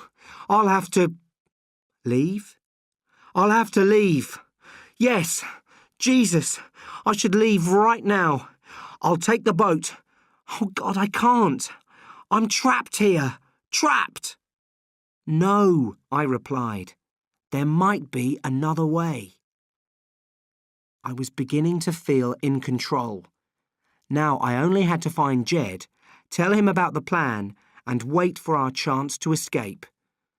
I was feeling so good that I started singing as Keaty and I walked into the clearing. Then Keaty started singing too. "What are you doing?" I whispered as I suddenly realised that people were looking at us. "Shut up! We've got to act normally. We don't want anyone to find out about our plan. If Sal asks you to help with the preparations for the meal, just try to be calm." "Okay," Keaty whispered and walked off to his tent, swinging his arms by his sides. Etienne and Francoise were coping better, but they did have each other for support. They sat close to the kitchen hut, chatting and helping prepare the enormous catch of fish. Sal came up to me almost as soon as I entered the clearing. "I'm glad to see you're happier than this morning," she said. "I feel much better." "Good. I assume that means that I shouldn't worry about any unexpected problems tonight at the party." "That's right," I answered. "No problems. You can forget about him." "Forget?" Sal said. "Forget about who?" "Carl." She gave me an odd look. "Who?" "Carl." "Who's Carl?" "Carl's—" I began. Then I realised what she meant. "Nobody." I thought you were talking about someone here. No. Fine, Sal nodded. Well, I'd better get back to work. Still lots to do. A few moments later, she was standing in the middle of the clearing, talking to Bugs. It was after 4 o'clock before I had a chance to get to the hospital tent to talk to Jed, and a chance to do something else as well. At 4, all the preparations for the evening were finished, and Sal suggested a game of football down on the beach. This was excellent news. Keaty and I never joined in the football, so no one thought it was odd when we remained behind in the camp. We offered to stir the food in the cooking pots while the others were gone. By 4:10, the clearing was empty, and I was putting large handfuls of dope into the pots. "The cooks will notice," said Keaty nervously. "It's going to taste really strange." "If they notice, I'll just admit it was me. I'll say it was for the atmosphere," I said. "If we don't do this, the party will go on all night and we'll never be able to escape. This way, after about an hour, everyone will be too stoned to notice what we're doing. Just make sure you don't eat any of this. Only eat the chicken and rice, and make sure Etienne and Francoise do the same." When I walked into the hospital tent, the atmosphere was like in a church, the sort of atmosphere where you feel uncomfortable if you cough or move too quickly. Amazingly, Christo was still breathing. Jed's hair and beard were completely covered in blood and sweat. He didn't look at me when I came into the tent. His eyes were fixed on Christo's calm face. "Jed," I said gently, "there's something we should talk about."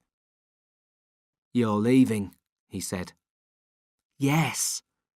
"When?" "Tonight, when everyone's asleep or stoned. Will you come?" "If Christo's dead." "And if he isn't?" "I'll stay." "You understand that unless you come tonight, there'll be no way off the island."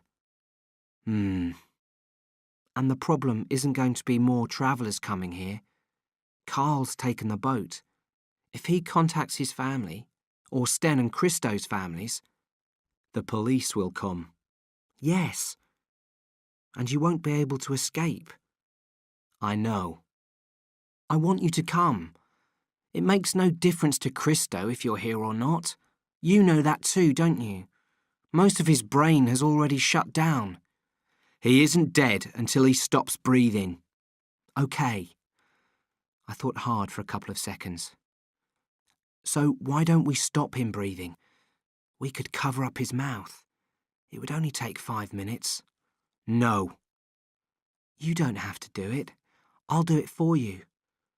You could hold his hand or something. It would be a nice way for him to die. Very peaceful and..." "Listen, Richard," said Jed, looking at me for the first time. "Christo should be dead by tonight, so I should be able to come with you. Why don't you go back to the others now? I don't think Sal would like it if you were in here. But come and check before you leave," he said, and turned back to Christo. I stayed for a minute and then left the tent. The rest of the camp had begun returning to the clearing, singing, laughing, arm in arm. The party was going to start. There were 4 circles in the middle of the clearing. First a ring of candles, then our plates, then all of us, then another circle of candles. It looked marvellous and very, very frightening. Orange faces in the candlelight and clouds of dope smoke, and a lot of noise. People weren't talking, they were shouting, sometimes screaming, just telling jokes, asking for more food, but it sounded like screaming. They were all drinking heavily.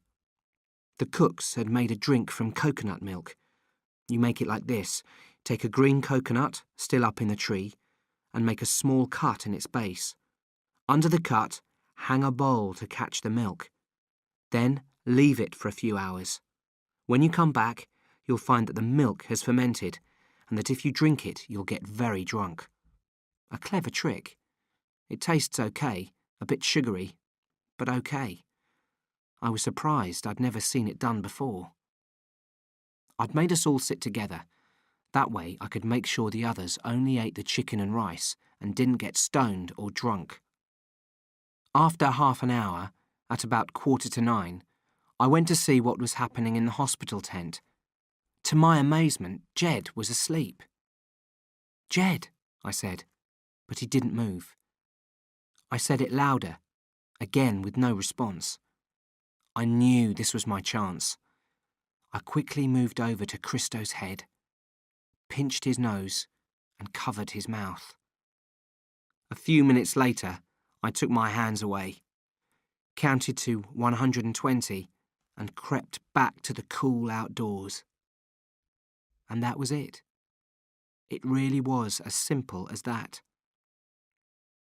As I returned to the clearing, I saw that several people had started dancing. It was a nice moment. Watching the couples reminded me of the way things used to be on the beach. Sal was dancing with Bugs. She looked like a completely different person. "You do not recognize her," Gregorio said to me. While I'd been killing Christo, he'd sat down in my place so that he could chat to Kitty. "No. That's because tonight is our birthday, and Sal will only get stoned once a year at this party. The rest of the year, her mind is always clear. We get stoned, but she keeps her mind clear for us. She cares about the beach very much." "Very much," Greg said. "Of course." He smiled and stood up. "I will get her some more food. You would like some?" Both Kitty and I said no. "Just for me, then," he said, and wandered off towards the cooking pots.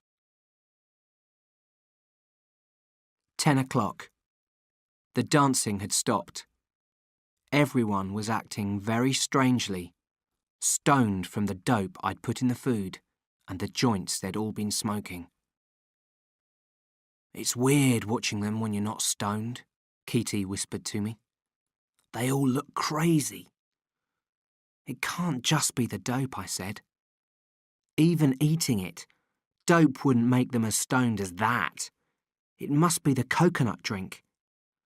"Yes," said Etienne. "Really, I do not like this. When can we go?"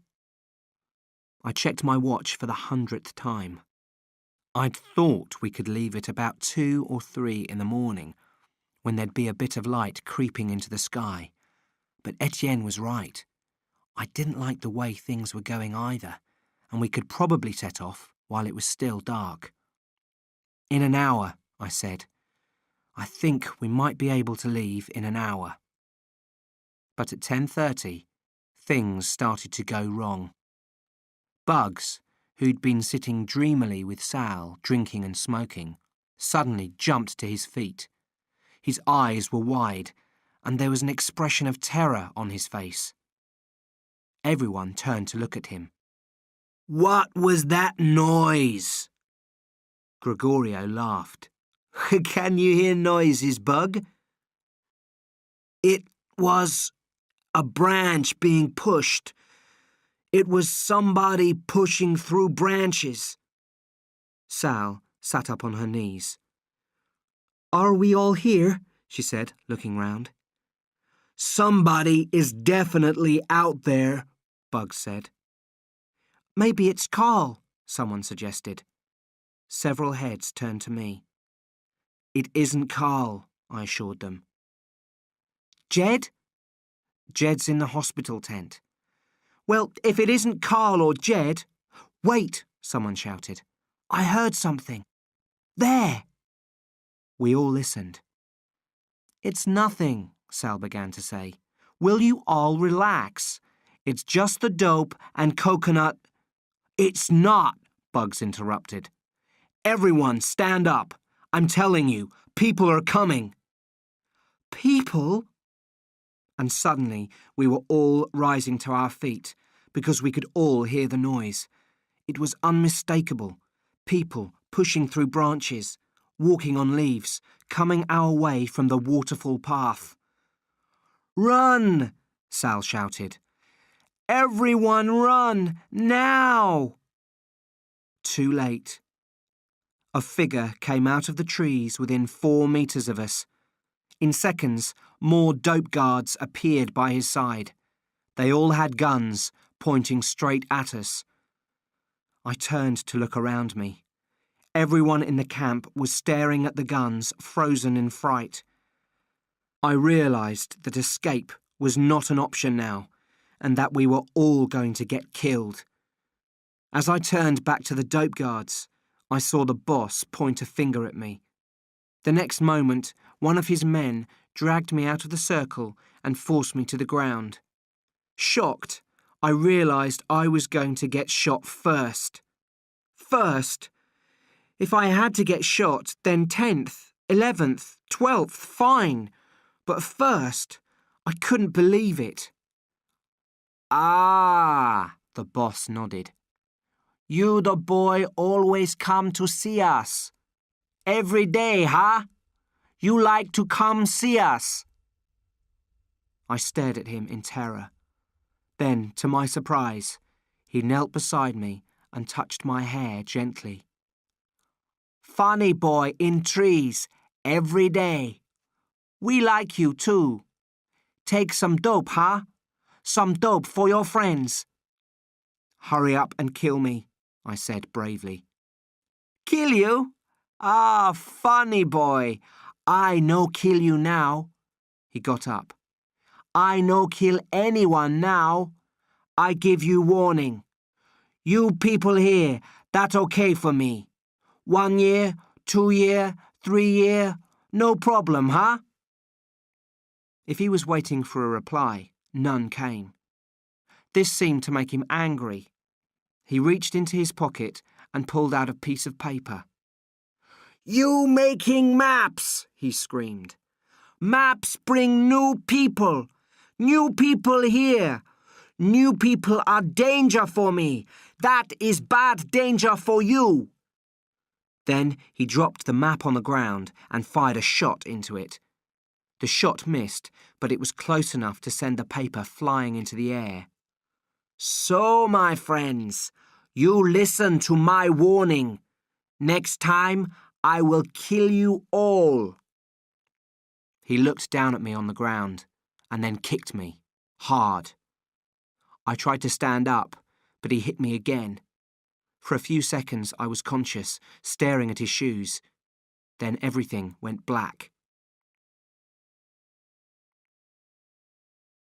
I didn't know what was going on.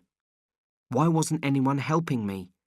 If I'd been unconscious, as I guessed I had, then they'd had plenty of time to come over and help me.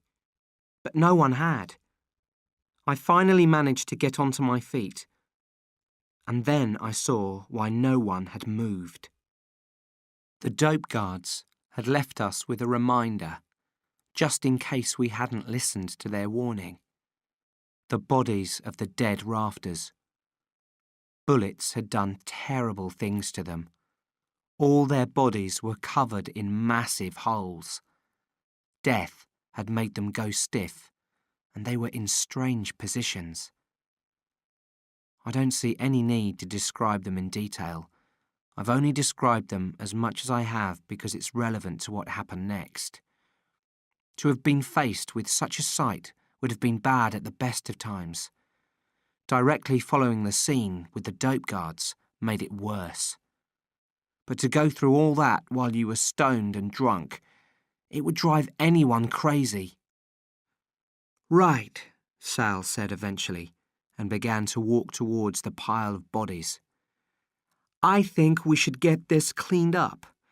It won't take long if we all—" The German guy was trapped beneath Zeph's chest, and his arms were hooking the two of them together. Sal couldn't make him move.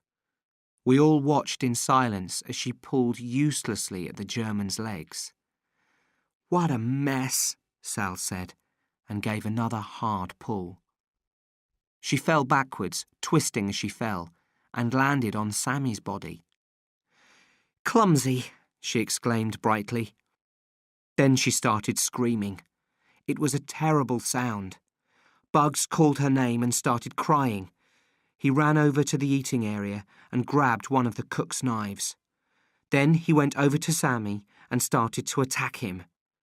It began with kicking, which quickly became stabbing. In the chest, the arms, anywhere.